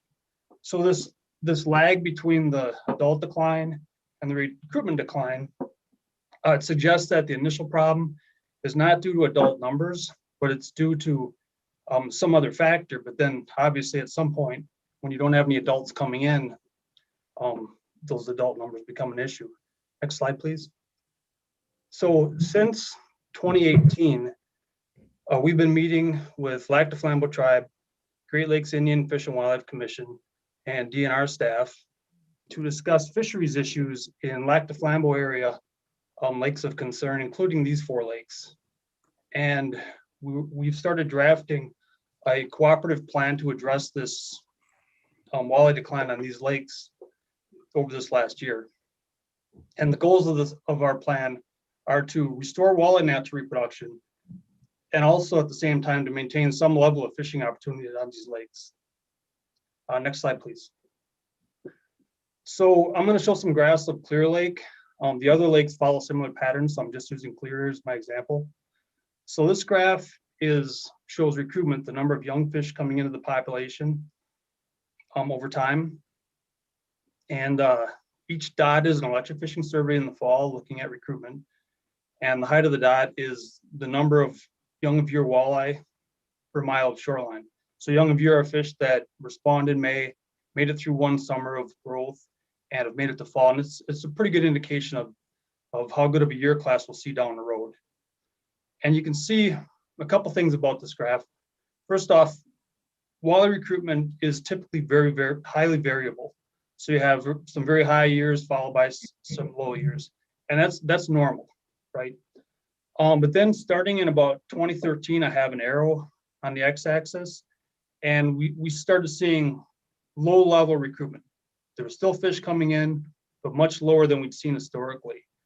And then about 4 years later, in some lakes, it's more like 5 or 6 years later, that recruitment drops down to near 0. So in Clear Lake in 2017, from 2017 to present, we've seen really not more than a handful of young fish coming in. Next slide. So this is a graph of the adult population estimates on Clear Lake. And so we don't get adult estimates take a lot more effort. We don't get one every year.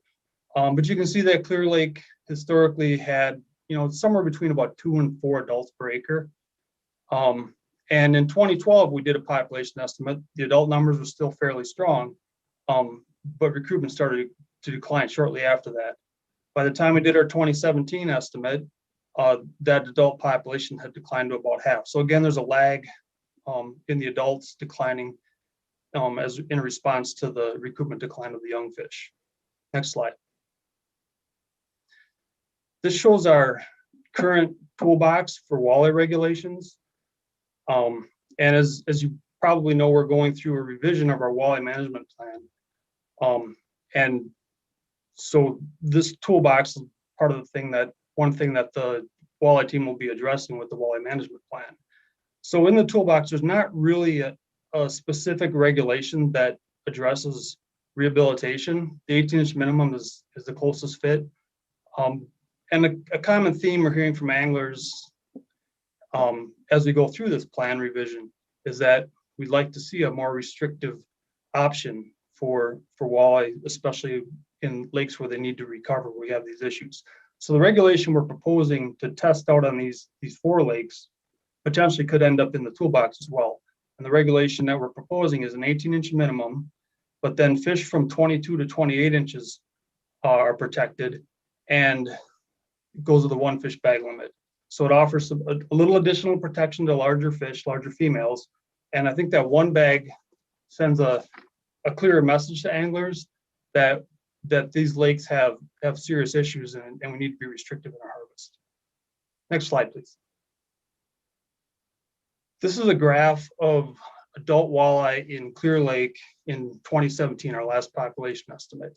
And so this shows the size range of walleye out there. Each bar represents an inch class of fish. The height of the bar is the number of fish. So for example, the tallest bar shows about 170 estimated walleye between 16.0 and 16.9 inches. So that was 4 years ago. If I go to the next slide, if we assume some growth over time, those fish would have grown about 2 inches over that time period. And so this is what we should have out there now is population is slightly larger, not a lot of recruitment coming in. Next slide. And this shows what the regulation effect on that population. So the shaded areas are the fish that are protected by that regulation, and the clear areas will be subject to harvest. So again, the 18-inch minimum protects fish from harvest until they've had at least 3 opportunities to spawn. And then the addition of this 22 to 28-inch slot protects some larger fish that have gotten past that harvest area. And again, the 1 bag offers a little further protection and that message to anglers that we need to keep harvest low. So if this regulation proves to be protective in these 4 lakes, again, the walleye team will consider adding it to the toolbox for rehabilitation down the road. So that's what I had. Just wanted to kind of give an update on that. Thank you.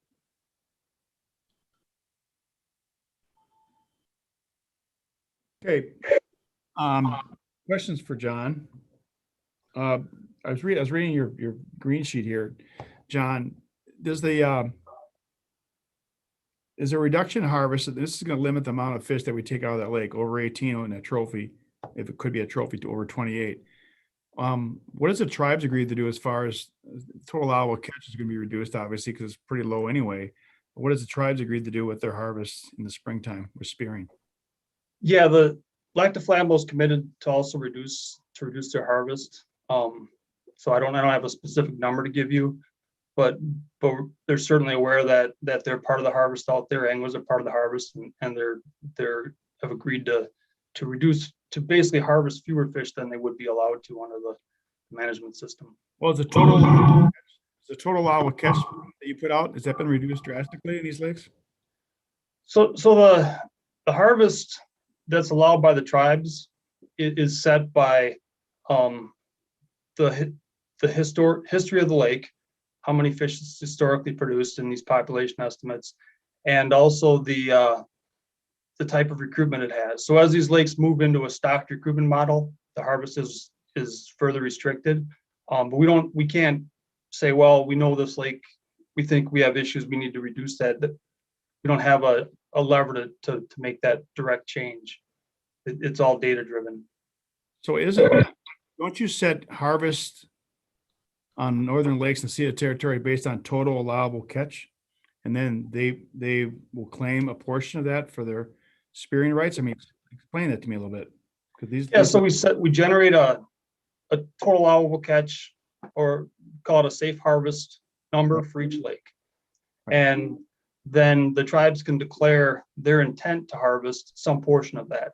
And they don't have to declare the maximum they could. They can declare a lower amount and they can spear a lower amount, but they make a declaration of their intent to harvest. Okay, questions for John? Terry? I didn't read, thank you for the presentation. I didn't read in the write-up the size of these lakes. Do you have off the top what size, how many acres these lakes are? Yeah. So Clear Lake there's a number of clears in Oneida. This is the big one, 846 acres. Catherine's 590. Anvil Lake is 398 and Laura is 599. So they're all between, about 400 and 600 or 850, I guess, acres. Can you give me the last two again? Anvil is how many? Anvil's 398 and Laura is 599.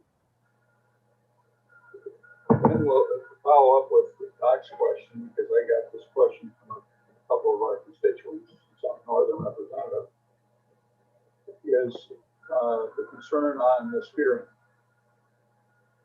When will you know what they plan on doing?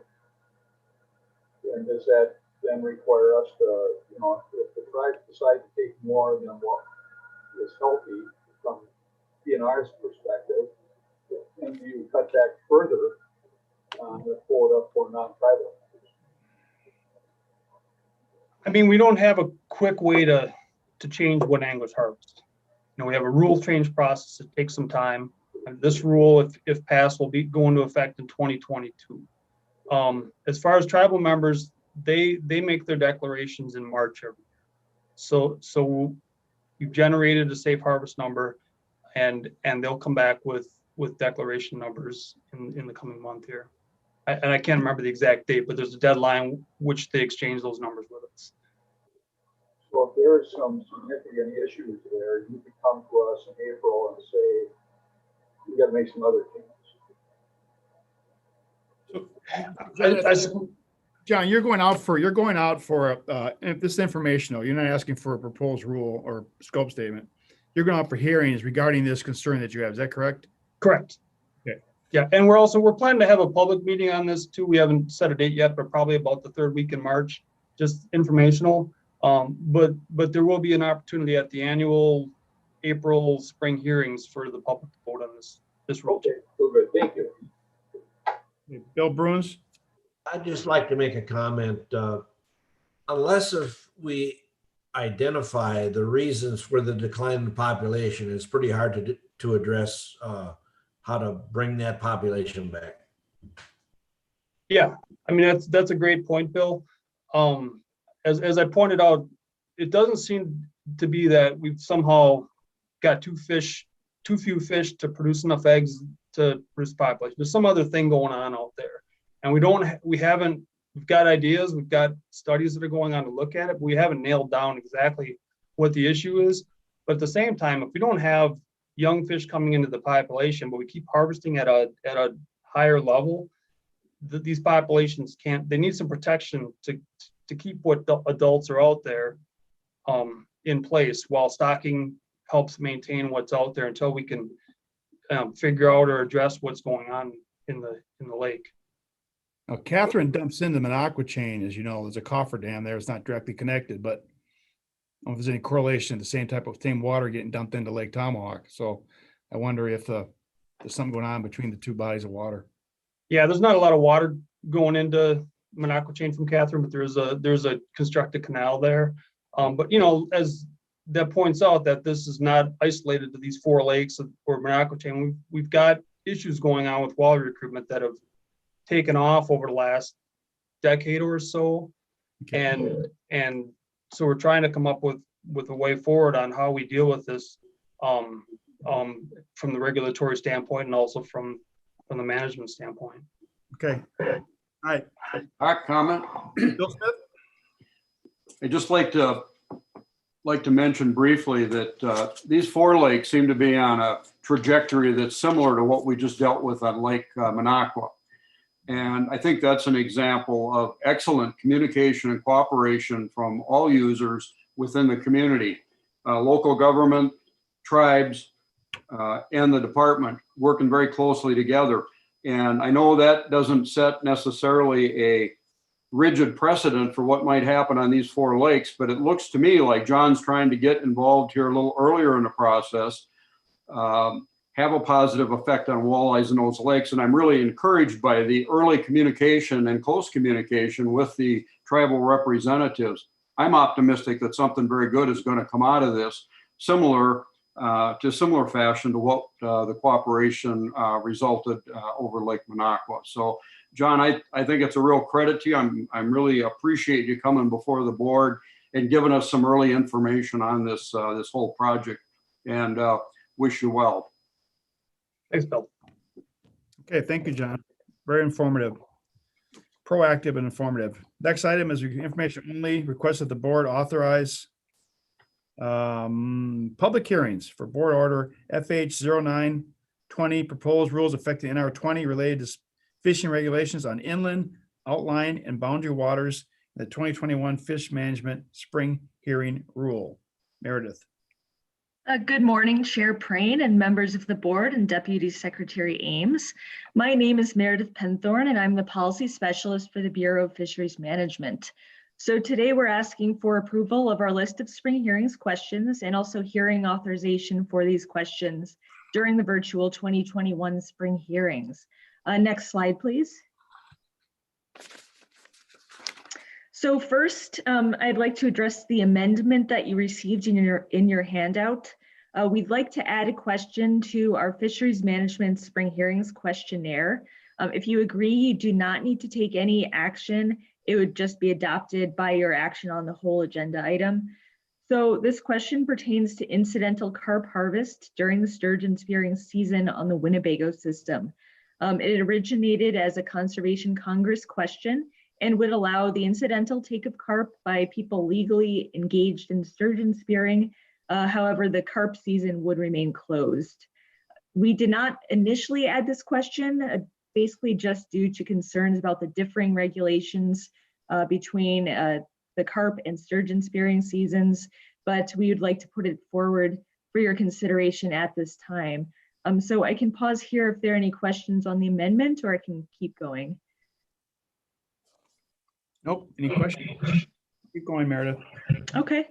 So for the rest of our spring hearings questionnaire, the Bureau of Fisheries Management proposes regulation changes when the management goal for a water body changes. So for a lot of our questions, the majority, most of them just propose an alternate regulation from our standard regulations toolbox for the species and water body in question.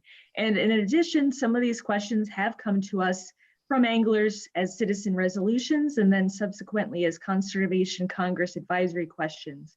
So we've had a good deal of public input on these questions already, and we look forward to gaining additional inputs through the 2021 spring hearings. So to touch on just a couple, we have 2 statewide level questions. One would apply the ceded territory walleye regulation to waters in several counties in northern Wisconsin to improve walleye recruitment and population densities. And then the second would apply the ceded territory regulations to Escanaba Lake in Vilas County, which is a research lake. And that would allow us to test the walleye population responses to the ceded territory regulation and experimental overharvest. And then for the remainder of our questions, which are local level questions, they would align our regulations better with the fish species population trends on waters across the state and also continued to provide diverse fishing opportunities. And then finally, we have one advisory question to maintain lake trout regulations on Lake Michigan for anglers to provide additional opportunity. Those expired at the beginning of this year. They allowed anglers to take up to 5 lake trout and had a continuous season for lake trout. And just recently, they reverted to a daily bag limit of 2 and a season from March 1st to October 31st. So taking this question to the spring hearings would allow us to gain additional public inputs prior to a separate rulemaking process on this topic. And with that, I would be glad to take any questions you may have. Any questions for Meredith? No questions. Thank you, Meredith, for the information. Move to approve. No, this is just information only, I believe, right? I'm sorry. Thank you. Thank you for clarifying that. Yeah, motion, is there a second? Second, Smith. Okay, we're going to approve these questions going to the public. Apologize Thank for you. that.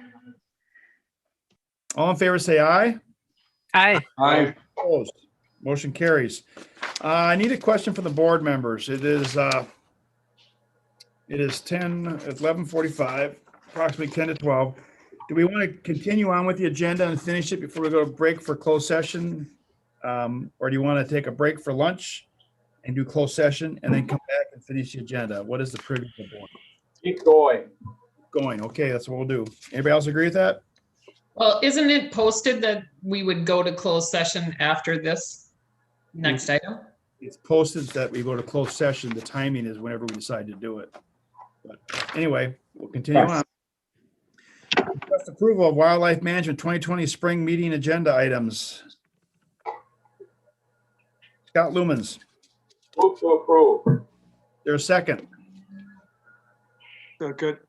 Second, we've all read these before. Scott, you have anything you want to add very quickly, Scott? No, thank you very much. We're all set. Just filling in for Scott Carroll, who is father of twins. Yeah, that's great. Oh, congratulations. Any other debate? All in favor, say aye. Aye. Opposed? Motion carries. Thank you. Request that the board approve revising whitetail deer 3-year population objectives. PowerPoint by Bob Knack. We have 2 public appearances. Bob, the floor is yours. Great. Good morning, Chair Prane, Deputy Secretary Ames, and members of the Natural Resources Board. My name is Bob Knack. I'm the Section Chief for the Big Game Program for the Department of Natural Resources. And I'm with you today to present 3-year population objectives for the herd of our deer size that will be in effect for the next 3 deer hunting seasons. Before I get into my presentations, for those of you that aren't familiar with our county deer advisory councils, we have active county deer advisory councils in 71 counties. They consist of stakeholders that are impacted by deer management, and they are chaired by members of the Wisconsin Conservation Congress. And the intent and goal with the councils is to receive local recommendations on deer management decisions specific to quotas, antlerless harvest quotas, permit numbers, and season structure, as well as these 3-year objectives. Local staff work closely with their councils in their specific counties and help provide information that lead to the recommendations that we receive. With that background, I'll go to the next slide.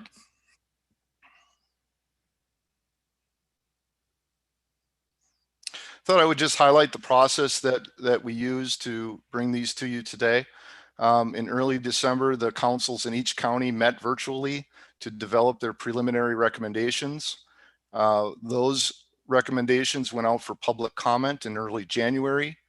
The councils got together again in late January to consider the public input that they received and to develop their final recommendations. Those final recommendations are what I'll be sharing with you later on my next slide. The department reviews those recommendations, and the first step in our review is with our DNR Deer Advisory Committee, and that committee consists of department staff as well as key stakeholders in deer management. We then receive recommendations from from that committee and continue our review internally within the wildlife management leadership and of course leadership at the secretary's level. And we present those to you here today.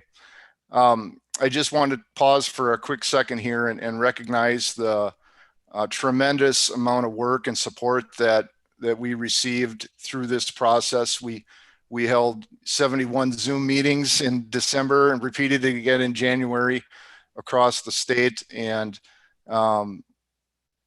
received a lot of support from department staff in our IT department.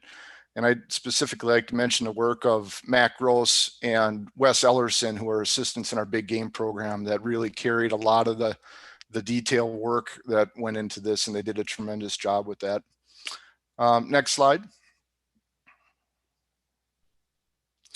Okay, so this map depicts the CDAC recommendations, the final recommendations that the department received. They're also listed in the memo that was associated with the green sheet materials, if you'd like to look at it that way.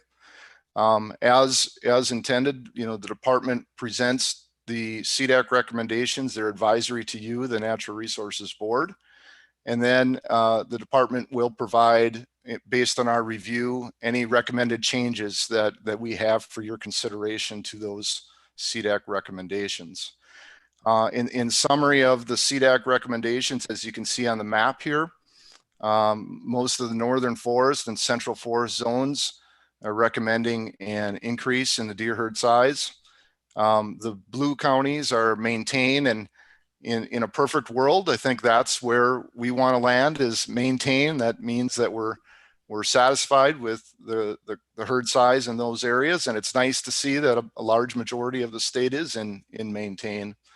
And then the pink counties are areas where we want to where the recommendation is to decrease the deer herd size. So those are the CDAC recommendations. On the department's end of things, we are not recommending any changes this year to these CDAC recommendations. So as you see them here, have full support from the department as well. Would like to commend our staff and the CDAC members for working in unity on this and bringing these forward today. Next steps, so with the board discussion and support today, the CDACs will be meeting beginning at the end of March to kick off the spring quota and permit and season structure process. They will meet at the end of March, and then again following a public input process at the beginning of May. And we will bring just like I'm doing today, we'll bring those recommendations along with any changes the department has to the board in June. So that's kind of the next steps for this spring. An important piece of information that I would share today, that I'm happy to share today as well, is that we hired a new state deer biologist that will be leading this process. As most of you recall, Kevin Wallenfang was in that position in the past and made a job change within the department. I believe it was in August, and we worked on the hiring process immediately. And I've been filling in that role during that time, but I'm pleased to share that Jeff Pritzel has been hired as our new deer biologist. And you might recognize Jeff's name. He's filled in this capacity in the past. He's most currently our Northeast District Wildlife Supervisor working out of Green Bay. And I'm really excited to have Jeff on board. I think brings a lot of experience and interest and energy to this job. And so I'm really looking forward to getting him started. He'll be based out of the Plymouth office. So you'll be hearing more from Jeff in the future. The last bullet point that I wanted to give you was an update on the boundary review. As you're aware, last fall, kind of at the same time as this objective setting process, the department initiated a review as required by administrative rule of our deer unit and zone boundaries. And that involved the department developing preliminary recommendations, including them in the public comment period with these objective setting, and then a department analysis of that public input. We learned through that process that any changes that we would want to make were not going to be in effect for the 2021 fall. And so we're still going through the review process on those changes, the recommendations that we've got from field staff. So I don't have anything more to share with you on that today. We are, again, planning for any changes that would happen to occur in 2022. And because it is administrative rule, the department will be bringing those recommendations to you here in probably the next month or two. So that's kind of the update on that. And I'd be happy to answer any questions.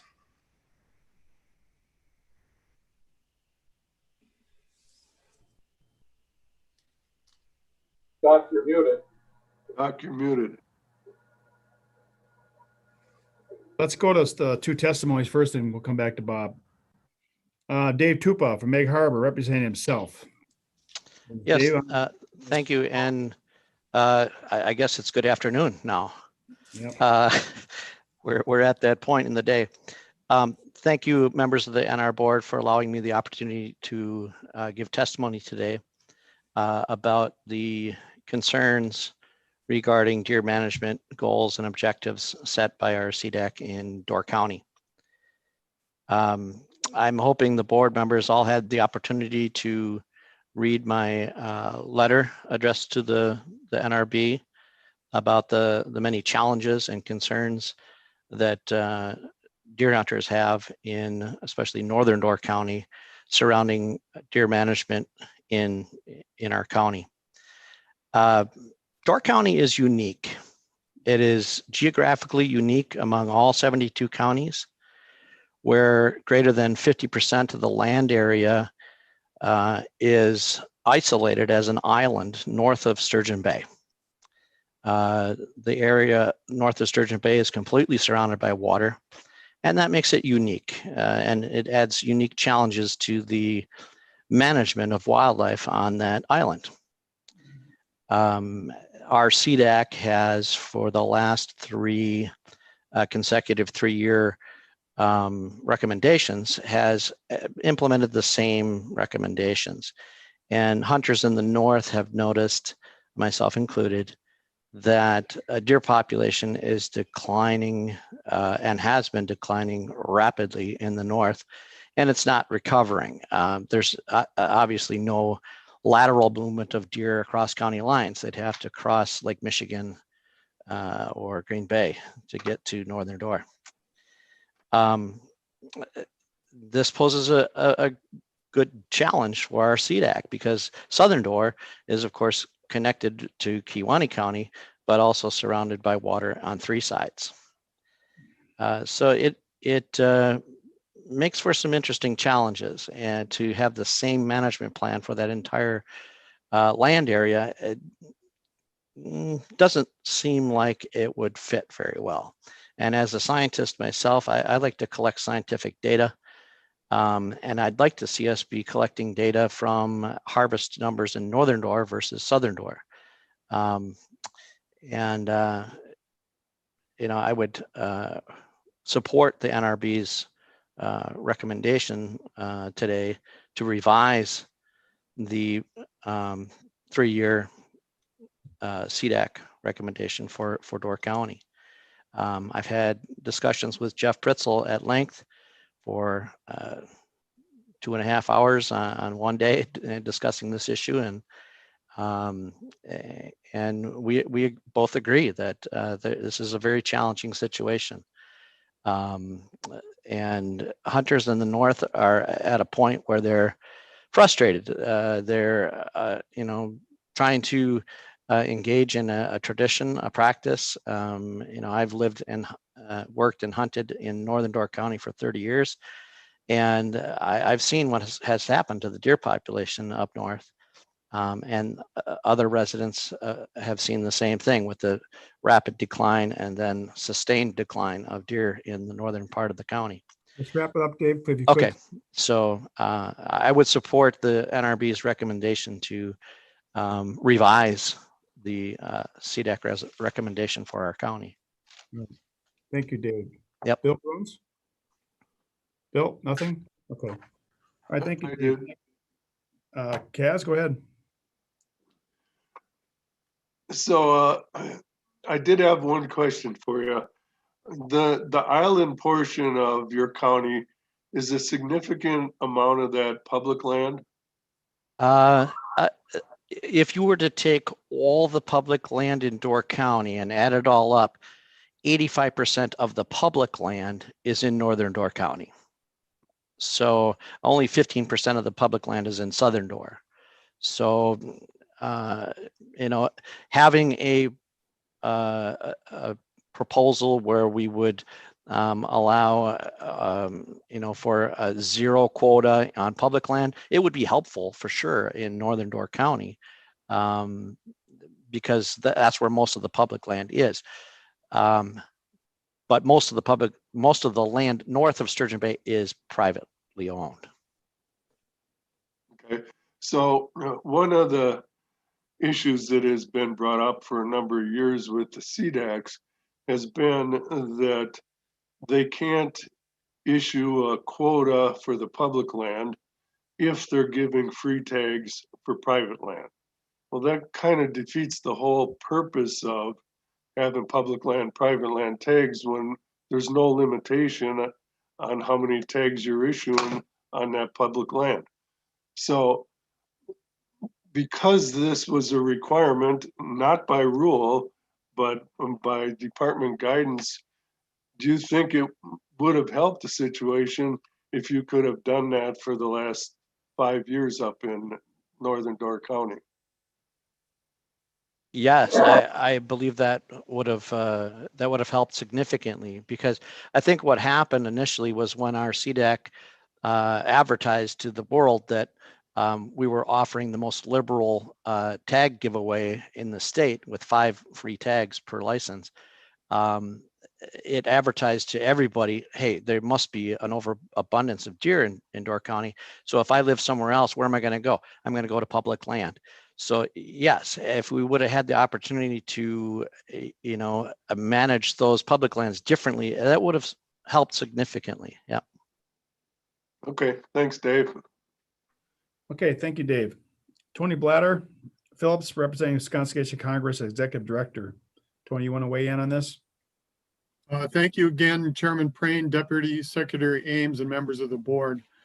Thank you for the opportunity to testify before you today in support of recommendations for the 3-year population objectives provided by the County Deer Advisory Councils. These are also the recommendations before you from the department. CDACs met virtually in early December 2020 to identify preliminary population objectives for their respective counties. Following a 10-day public comment period, they met again in late January 2021 to decide on the final recommendations based on public feedback and information shared by DNR staff. High public feedback was seen, especially in northern Wisconsin, although many comments were related to issues outside the scope of the 3-year population objectives. Things such as DMU boundaries, predator overpopulation, antler restrictions, private land access, and baiting of deer were prevalent throughout the public feedback. The 3-year population objectives must be established prior to setting antlerless harvest quotas. These population objectives, called increase, maintain, or decrease, will be applied to deer herd management going forward. The population objectives approved by the Natural Resources Board will guide the deer management decisions for the next 3 years. Starting in March, CDACs will meet to develop the 2021 harvest quotas and seasons to help achieve the herd size objective within their county of responsibility. The Wisconsin Conservation Congress would like to thank all members of County Deer Advisory Councils for all their hard work. It has been our experience that these dedicated individuals take their role in deer management very seriously, volunteering many hours in meetings and in contact with members of the public. All right, thank you, Tony. Questions for Bob Knack on this issue? Marcy? Bob, were you surprised in any of the southern counties of where the CWD numbers are higher, that they went with maintain rather than decrease? Was I surprised? No, Marcy. I think in our previous history with this as well did not suggest that many of those counties had a decrease of objective at that time either.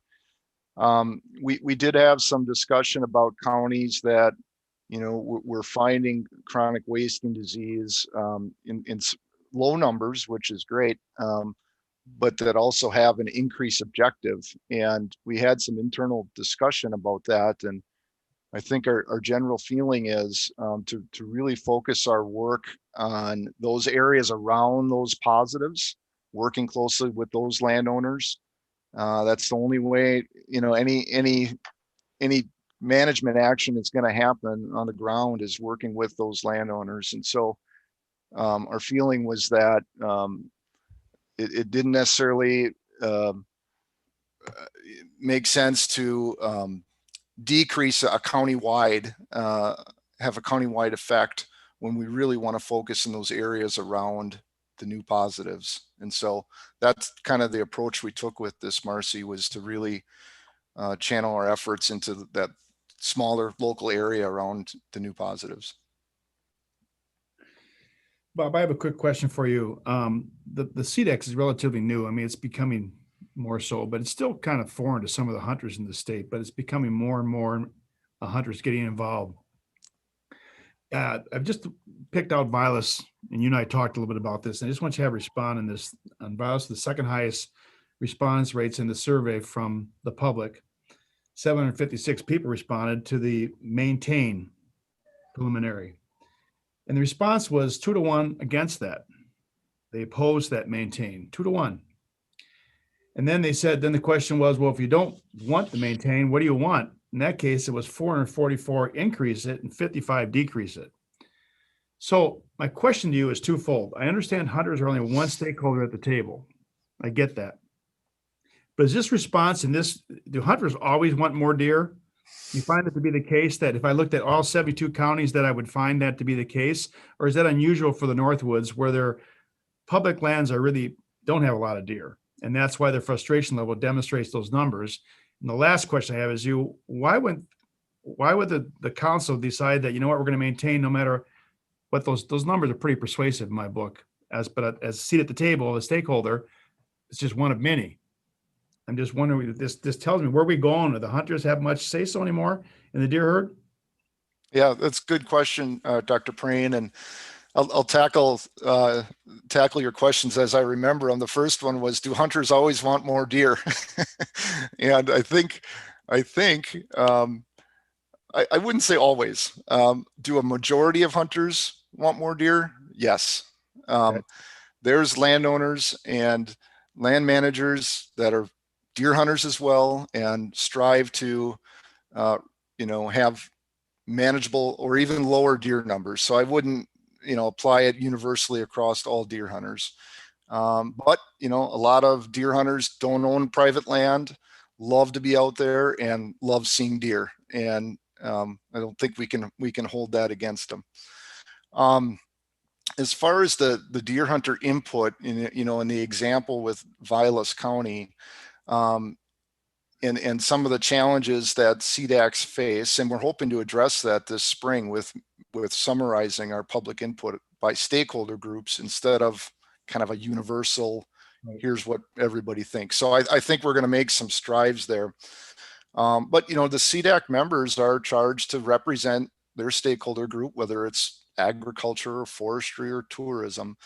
But as you're all well aware, you can't ignore some of the public input you received either. And so, that's the challenge that any representative has on a council like that. I think the hunters do have a voice in this, in that on the councils, many of the councils are council members are deer hunters, for one.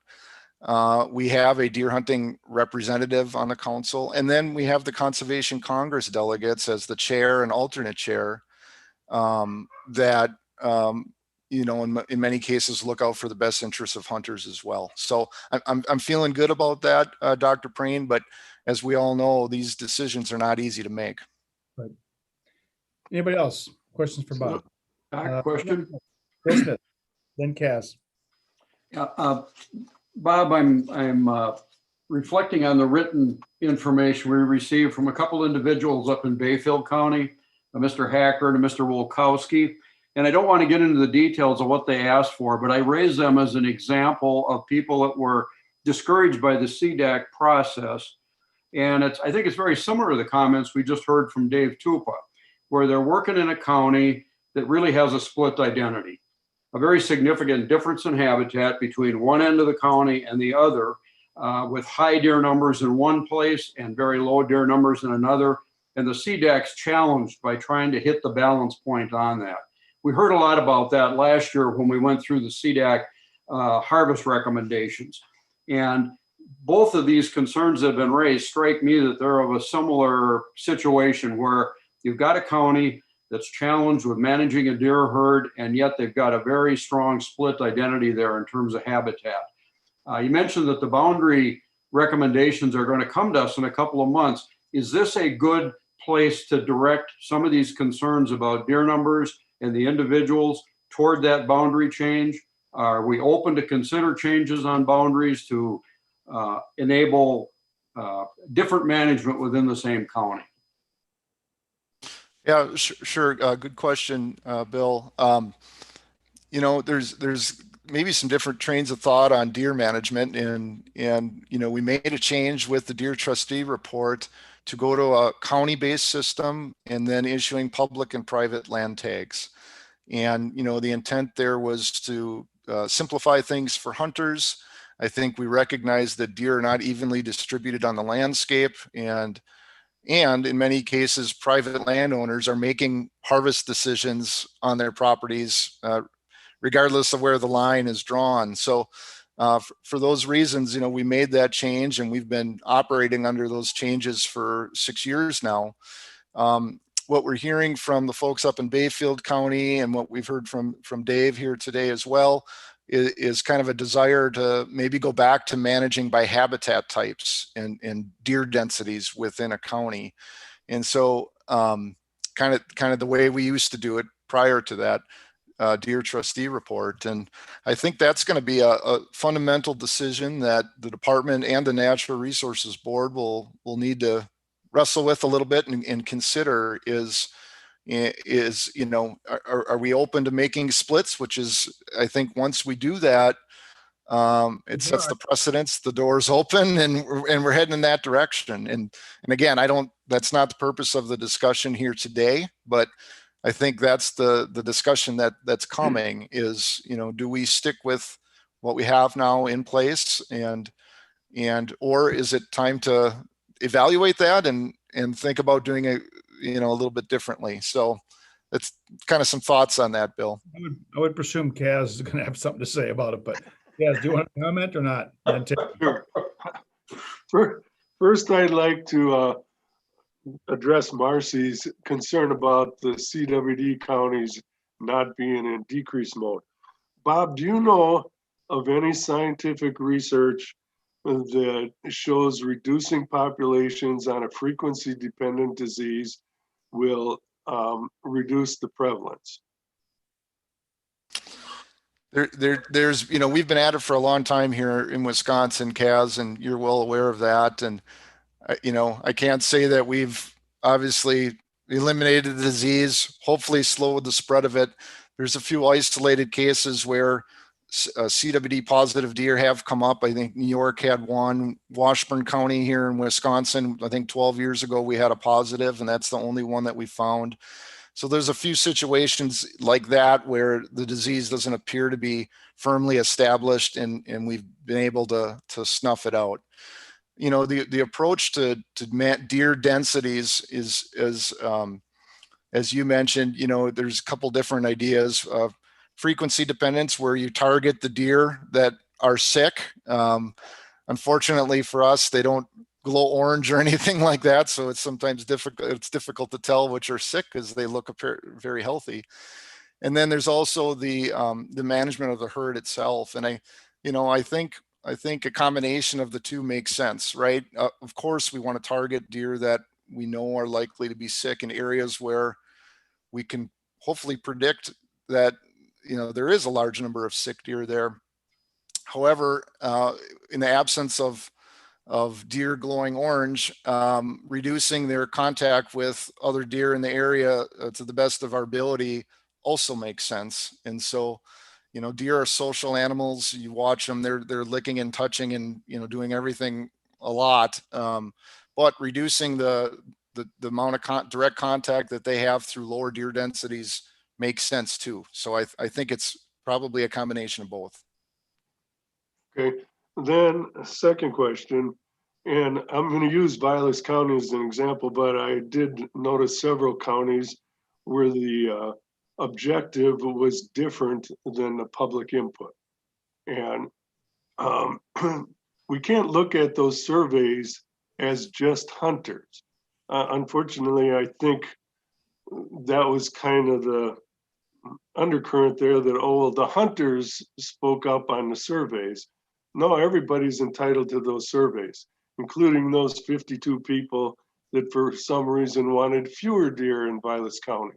So the whole point of CDACs was to get a countywide direction in what they felt, the public felt, that deer herd could be or needed to be. If there were too many deer in a county, the public would be showing up with all kinds of complaints, and they would be answering that survey the opposite way to reduce the deer.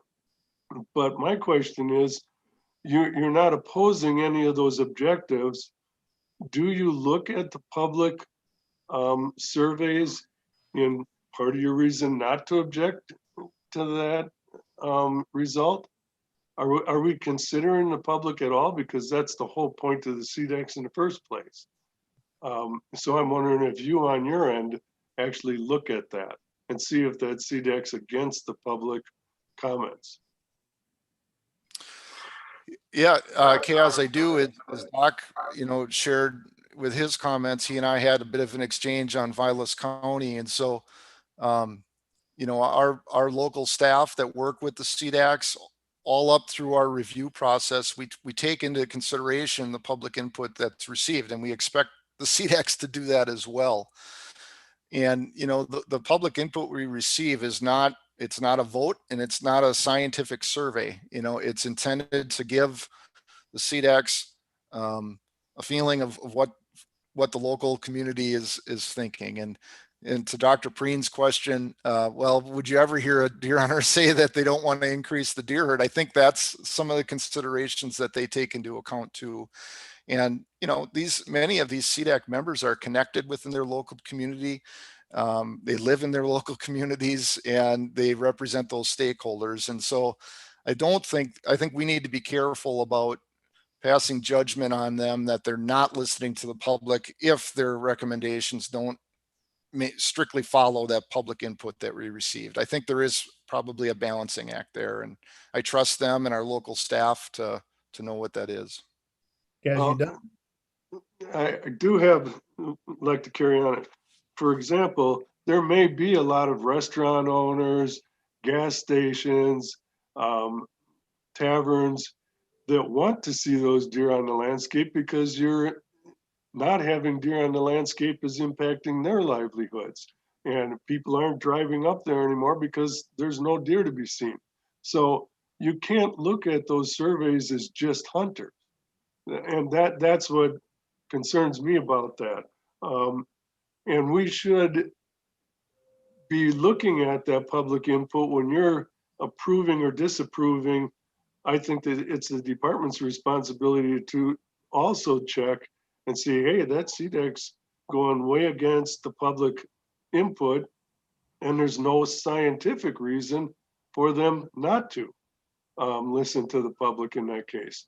And that's the balance that's supposed to kind of be occurring here, and I don't think it is. So that's all I had on that issue, but we're going to continue to hear complaints until we start to get these objectives and quotas in line with where the public is at. Thank you, Kat. Terry, yours. Thank you, Doc. the Vilas County issue was one that I was concerned with, as Doc mentioned. That's my old stomping grounds. And Bob and I discussed that. I had some concerns about that, same concerns that Kaz just raised, so I think we need to be very conscious of that. I also would have concerns that Bill expressed regarding those boundaries in Bay County and also in Door County. And I know that is contrary to what the trustee report was, but so be it. Sometimes you need to make changes, and I would hope that the department would be very serious about looking at that. I also would second Kaz's position that we get this public input. We ought to be using this public input. Otherwise, why do we get it? You know, it's a waste of time for everybody. So I think we got some interesting challenges ahead of us, Bob, as you well know. But publicly, I would also like to congratulate Jeff on his new position. I know he'll do a great job. He's been our wildlife guy in northeastern Wisconsin for quite some time, and he's a wonderful person. I know he'll do great. Thank you. So Bob, we do respect the department a lot when it comes to deer advisory. So when you pass a question on, like I have no concerns with the recommendations today, and we have concerns like Vilas had, we just like to make sure you take a really good look at it, because we do rely on you to say and not put it back like last summer was put on us at the very end and caused a lot of turmoil. I like the grinding to happen, make that sausage at your level versus our level if possible. We always have the final say so for deer numbers, but it starts with maintain, increase or decrease. And if you think something's not quite right with the public input, that's swayed like Vilas is. I hope you guys sit down and say, where's the science to say we need to maintain versus the science to say we can increase? I just hope that at your level, you really take your time to do that. Any other questions for Bob? Bill Bruins, and we'll move on.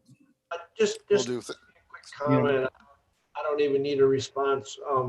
And I'm going to keep beating this drum. I noticed with great interest that there's a lot of counties in the northern part of the state that want an increase in the number of deer.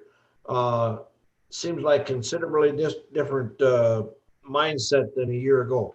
But I would remind all of you again that if we're going to increase that deer population, I think we have to think about how heavy the predator damage is and where the balance is there. And just like with people, you follow the money. With wildlife, you follow the food. And if we're serious about increasing these populations, those are two issues that we have to address. Good point, Bill. Okay, I need a motion to accept the recommendations, I believe, right? There was information. Yeah. Board approval, revising whitetail deer 3-year population objectives. Is there a motion? I move approval. Smith. Second? I need a second. Do we have a first? Okay. Anderson second. Anderson second. Bill Bruins first, I believe. Any more debate? It was Bill Smith was the maker of the motion. Thank you. Bill Smith motion, Julie second. All in favor of the motion, say aye. Aye. Opposed. Motion carries. All right, on to Deputy Secretary Todd Ames, COVID update. Todd, go ahead. Thank you very much, Chair Prayne. I definitely appreciate the time that you have provided me today to give you a brief update of the activities, our department's response to the COVID-19 public health crisis and work managed by our DNR COVID-19 incident management team, which I'll refer to as the IMT for the duration of these remarks. The team is approaching its year mark. As you already know, while the pandemic has caused the DNR to change things in the name of health and safety of our staff and the public we serve, a lot of what we do and help the public do has continued. It may look a bit different, but Wisconsinites are a resilient bunch, the ones who work for us and the ones we serve. Next slide.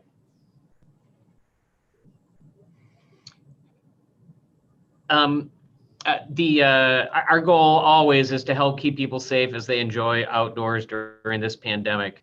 You'll see several during the course of my presentation here, several slides with some stats on those slides. I am not going to read them all to you. You are quite capable of reading what's on the screen. I'll just highlight some of the key points.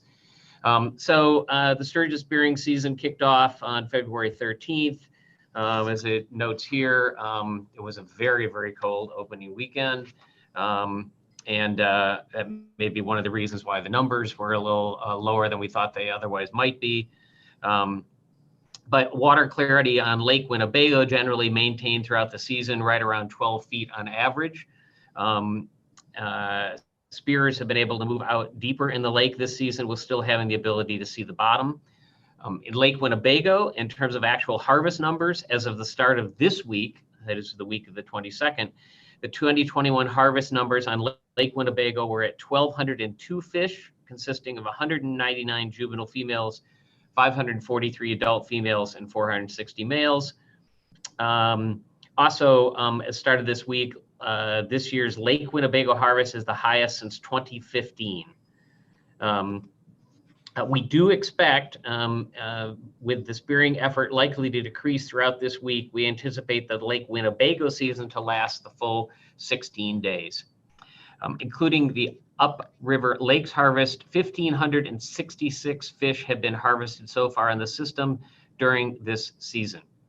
The upriver lake season lasted 8 days and a total of 364 fish were harvested. That's the highest since the lottery system was put into place in 2007. A couple of other just kind of key stats. So far, 67 fish weighing more than 100 pounds have been speared this season. The harvest totals into consideration, that's about a 4.3% of the harvest, similar to the previous 2 years.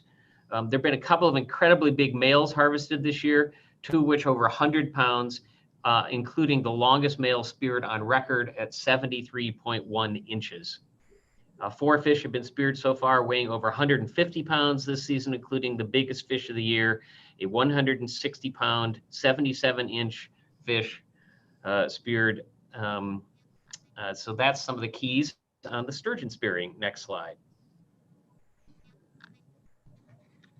Moving on to vaccination work. I just wanted to highlight the vaccination hub. Again, something critical to the state, critical to all of us in the state, getting this vaccine into arms. And there's hubs all over the state. And one of those hubs has been staffed primarily by forestry staff in Eau Claire.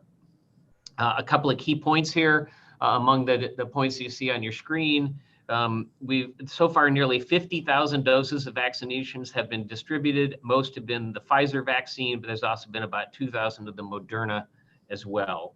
The other thing I thought was kind of interesting here is that we've also had to be responsible for transporting this safely with temperature requirements. And just was kind of an interesting note here that one of the places they have to transport us to Madeline Island. And because the ferry was closed, we had to be creative and have been using airboats to get the doses up to Madeline Island. Next slide.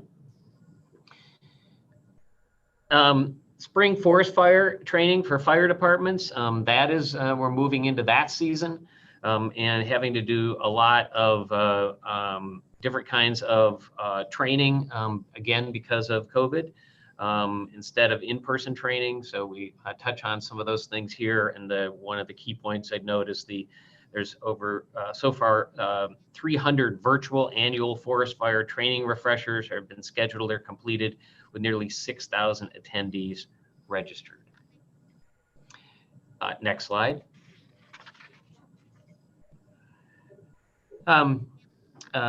Another forestry topic that is really important, of course, is the whole issue of spring seedling sales. And this one's really, I think, interesting that landowners, public and private, have ordered more than 4.5 million native tree and shrub seedlings from Wisconsin's reforestation program.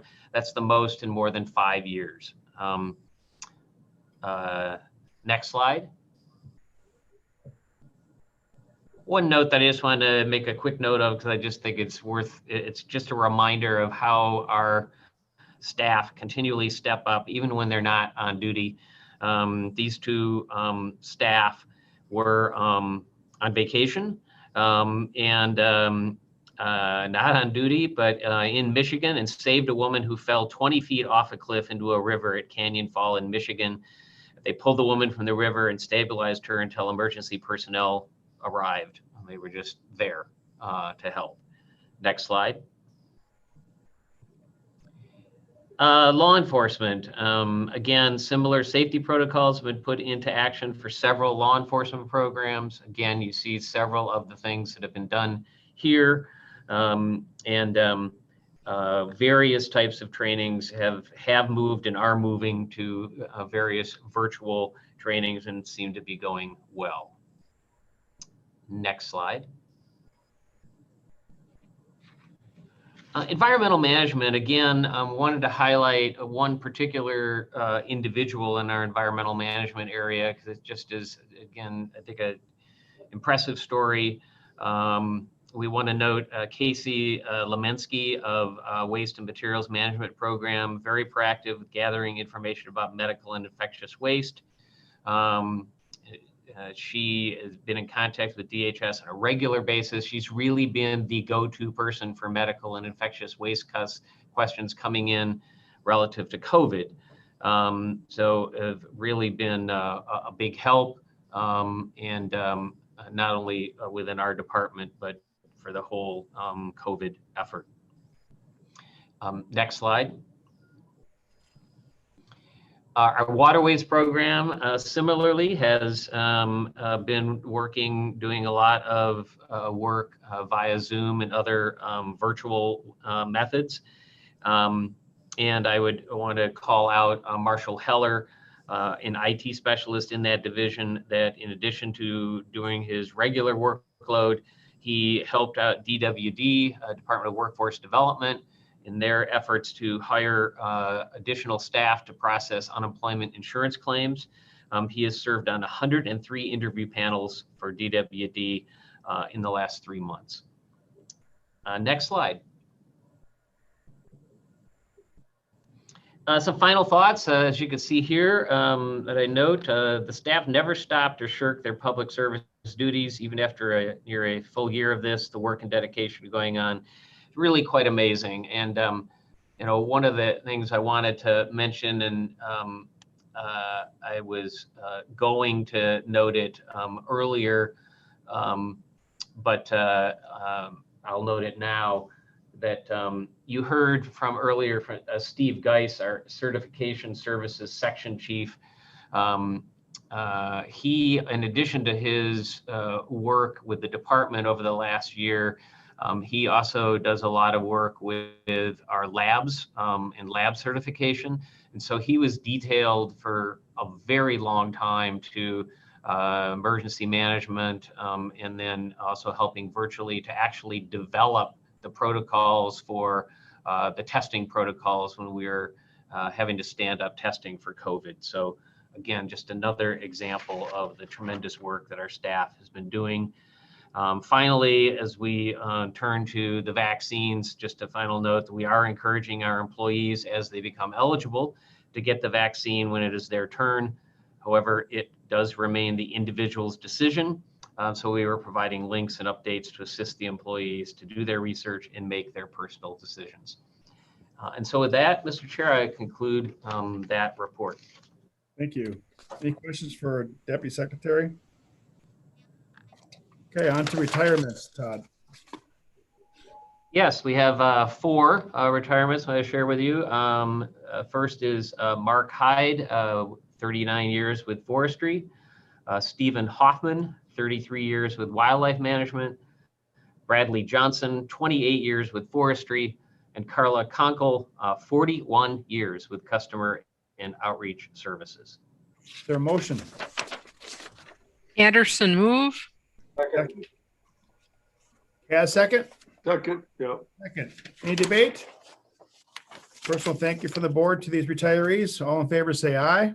Aye. Aye. Opposed? Motion carries.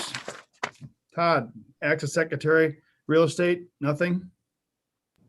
Yeah, if no questions for you, from you. Okay. Long-awaited informational.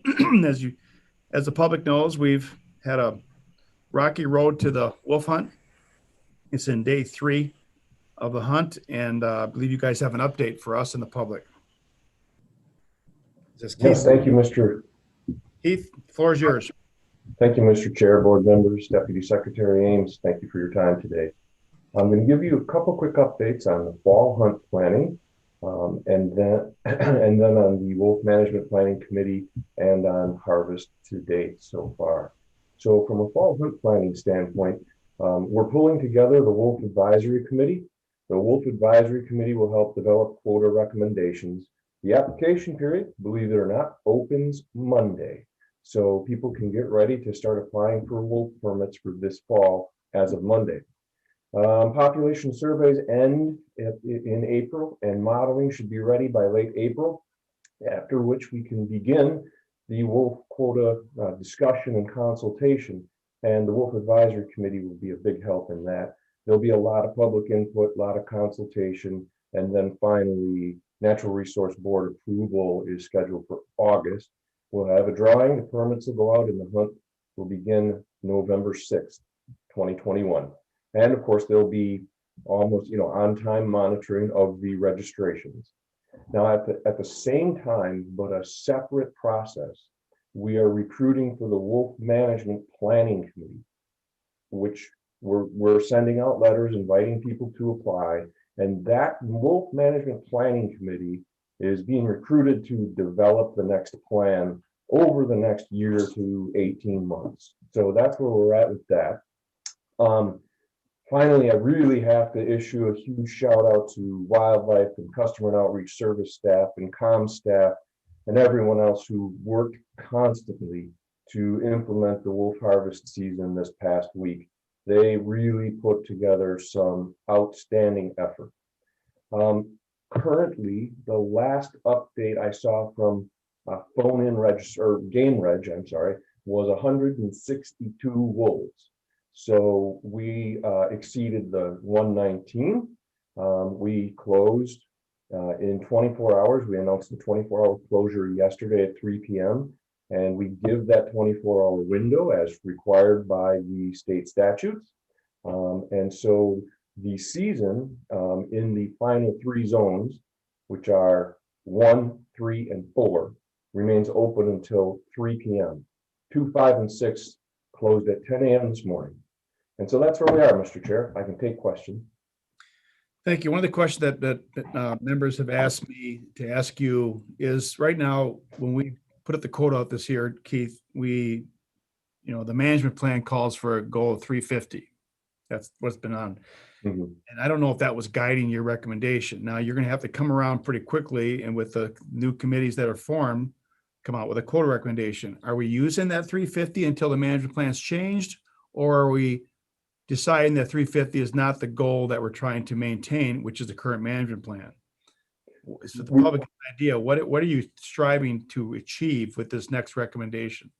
We will be using the management plan and the goal to inform our decision-making on quotas until we have a new management plan.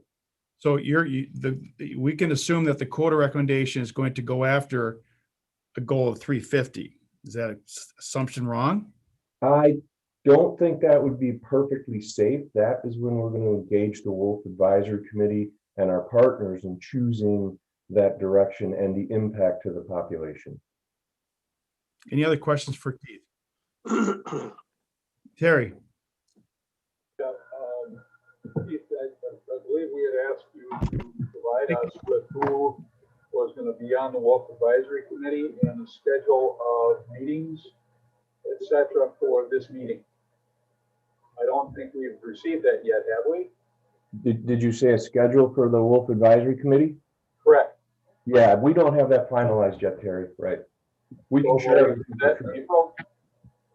The Wolf Advisory Committee will probably start meeting in May or likely June, after we have population estimates finalized around the occupied wolf habitat. No, my question was, well, will we have your schedule of when they're going to be meeting so the public knows when they're going to be meeting if they want to participate? Oh yeah, absolutely. We can share that once we have it. Okay, so at our April meeting, we'll know who's on the committee and we'll have the schedule of when the committee's going to be meeting. Is that correct? Sure, we can have that for you by April. Super, thank That's the you. Wolf Advisory Committee, which is Right. different than the Wolf Management Planning Committee. Correct. Okay, good, got it. Yep, thank you. Any other questions for Keith? Well, I do have one. Yes. Keith, real quick question.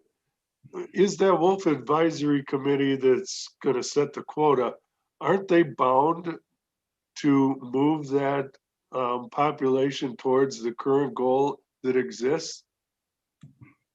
I don't know the specifics of what they're bound to. I apologize. I can find out for you. Well, we are bound to a management plan, aren't we? We're You're going to be sitting, using the management plan to definitely inform our decision making, yeah. okay, I think, Keith, you know, we're just making it really clear. This is a very touchy topic with this board. That when you put this committee together, there is a management plan in place. And if you deep the management plan, I think you have that board authority and or rulemaking or something, because you can't just decide that, you know what, because this last time they came out, clearly the quota wasn't taking the 350 in mind. I mean, when we have season that lasts 2 to 3 days tops, there's a lot of wolves in the landscape. Yeah. A lot. I hope the scientists can figure out exactly how many wolves they feel are roaming Wisconsin, because I think it's a lot more than one thinks. Yeah, and the Wolf Advisory Committee has experience doing that. It'll be made up of mostly the same individuals and groups. Actually, the same groups will be invited who were on it the last time. So they have experience recommending and designing quotas. Okay. Any other questions? Thank you. Board member matters. We're getting to the end here. We'll be going to closed session soon.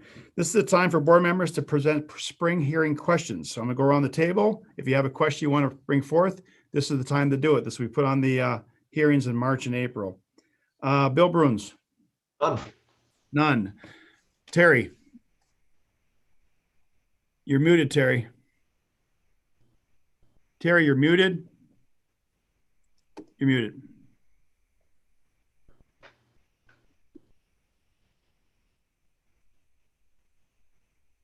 Terry, still with Julie, how about you? I have nothing. Thank you. I'll come back to you, Terry. Kaz, how about you? I have one question. I'll just read a little background info on it and then the question. So this is to go out for the public, a formation of a cooperative comprehensive CWD research group. DNR, DATCAP, Natural Resources Board, Conservation Congress, hunters and wildlife groups, deer farming groups, to seek answers to multiple health concerns surrounding sick deer leading to chronic wasting disease that's developing in our deer and potentially elk. Currently, the deer farming community conducts epidemiological and applied live deer research to identify answers to the root cause of deer elk disease contributing to the development of CWD. Current farm deer research efforts have identified and continue to seek processes and conditions of deer disease processes that eventually leads to CWD. At present, all aforementioned groups do not have a scientific cooperative working group to address root causes, health issues concerning sick deer and elk in Wisconsin. So just to add a little bit to that, there was a stakeholder group that was put together and I thought they did an admirable job. I went to every one of their meetings, and we're not going to get a solution to CWD if everybody's working in their own silos. DATCAP, the university, the department, deer farmers, hunters. So there needs to be a collaborative effort. So we're not duplicating our efforts or wasting our efforts, but there's also a fair amount of research money that's been made available from the feds, and knowing that that research money that we could be eligible for is going to research that matters. So as an example, I just heard the other day that there's a place that has figured out how to get dogs to smell CWD on live deer. That's pretty impressive stuff. And we do know that there's dogs right now that can smell the Wuhan virus or whatever you want to call it, COVID-19. So that's the kind of outside the box thinking we're going to need. It was established at that last stakeholder group that we can't regulate our way out of CWD. That's the only actions we've taken, was trying to regulate to control CWD, and it's failed miserably.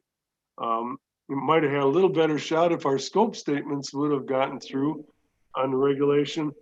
But so the question would be, do you support the formation of a collaborative scientific working group composed of DNR, NRB, DATCAP, Conservation Congress, wildlife groups, and deer farming organizations and Native American tribes to collaborate on scientific research efforts to address health issues leading to the development of CWD in deer and elk?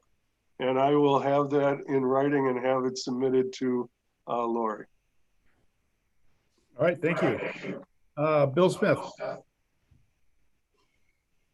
Nothing from me, Doc. Thank you. Marcy West. Nothing from me, Mr. Chairman. Thank you. All right, have I missed anybody? I don't believe so. We got to go back to Terry. I'm sorry, Terry, unmute and let me know what you're thinking. I'm back on, thank you, and no questions. Okay, great.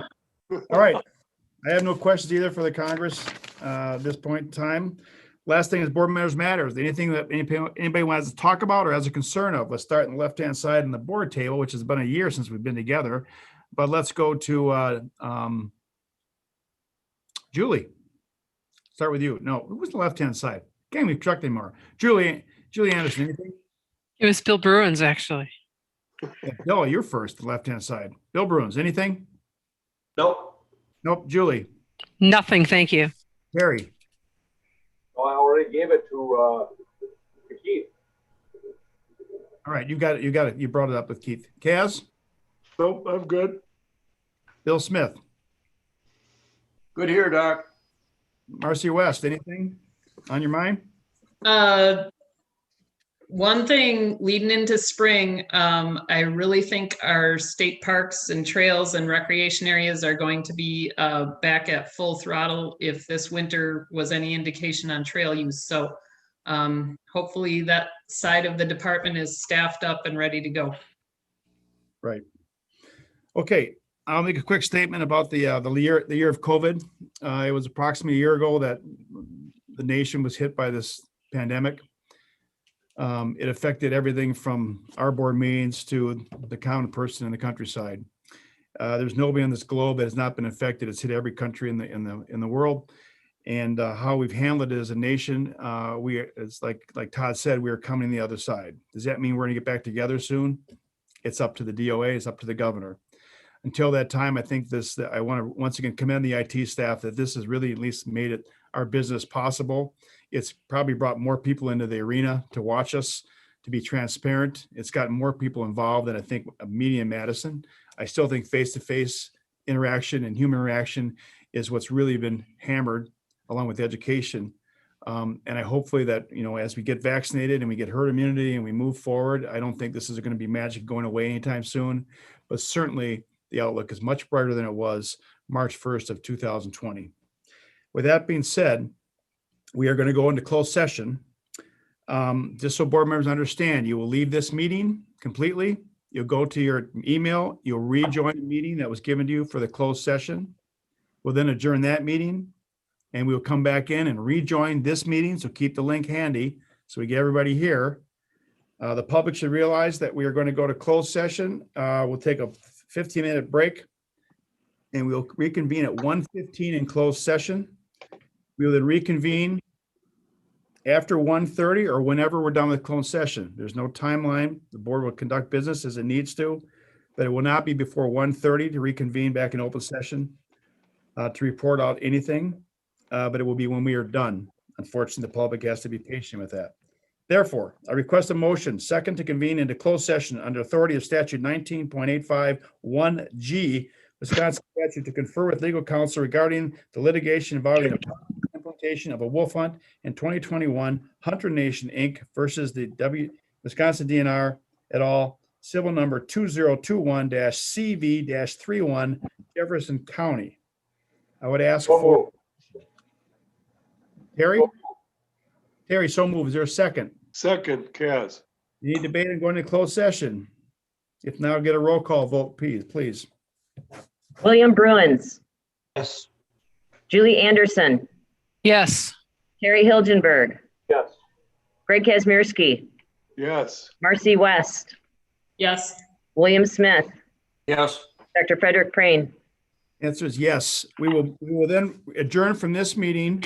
Everybody signs off from this meeting and we reconvene at 1. Is that too long? You guys do 1:10 or 1:15? 1:10. 1:10. We reconvene at 1:10 in closed session. Go to your email to get the link. Public, we will not be back on at the earliest be 1:30 or whenever the board concludes such action. We suspend the meeting until we come back.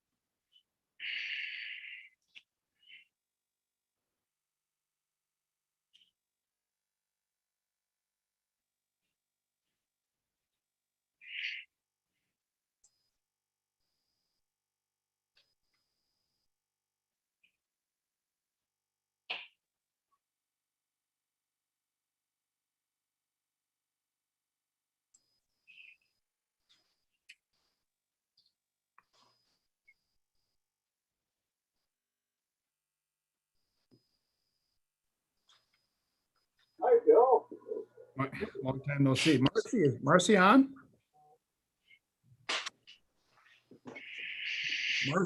Marcy, where is she? I don't see her yet.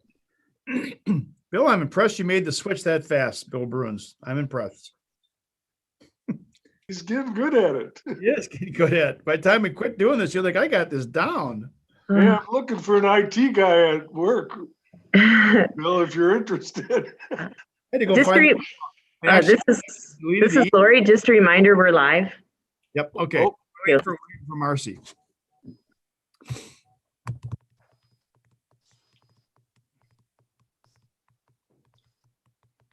Bill, you're muted, Bill. Bill, you're muted. Here we go. Is that better? Yep. Hear me now?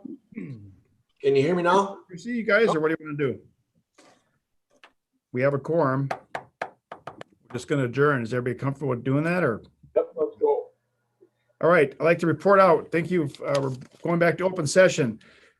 The board meeting, let's see, where are we here? We heard an update from legal counsel on litigation concerning the implementation of a wolf hunt, and no action was taken. I would then request for a movement of adjournment. So moved. Kaz. On the thing. No other agenda items before us. Move to adjourn, Kaz. Second. Terry, second. No debate. All in favor of adjournment, say aye. Aye. Aye. Opposed? Meeting's adjourned. Lori, please get a hold of Marcy. Tell her that we just closed the meeting. Yes, Mr. Chair. Thank you. Thank All right, you. guys, have a good couple months. See you in 2 months. Everybody, thanks, Lori. Bye.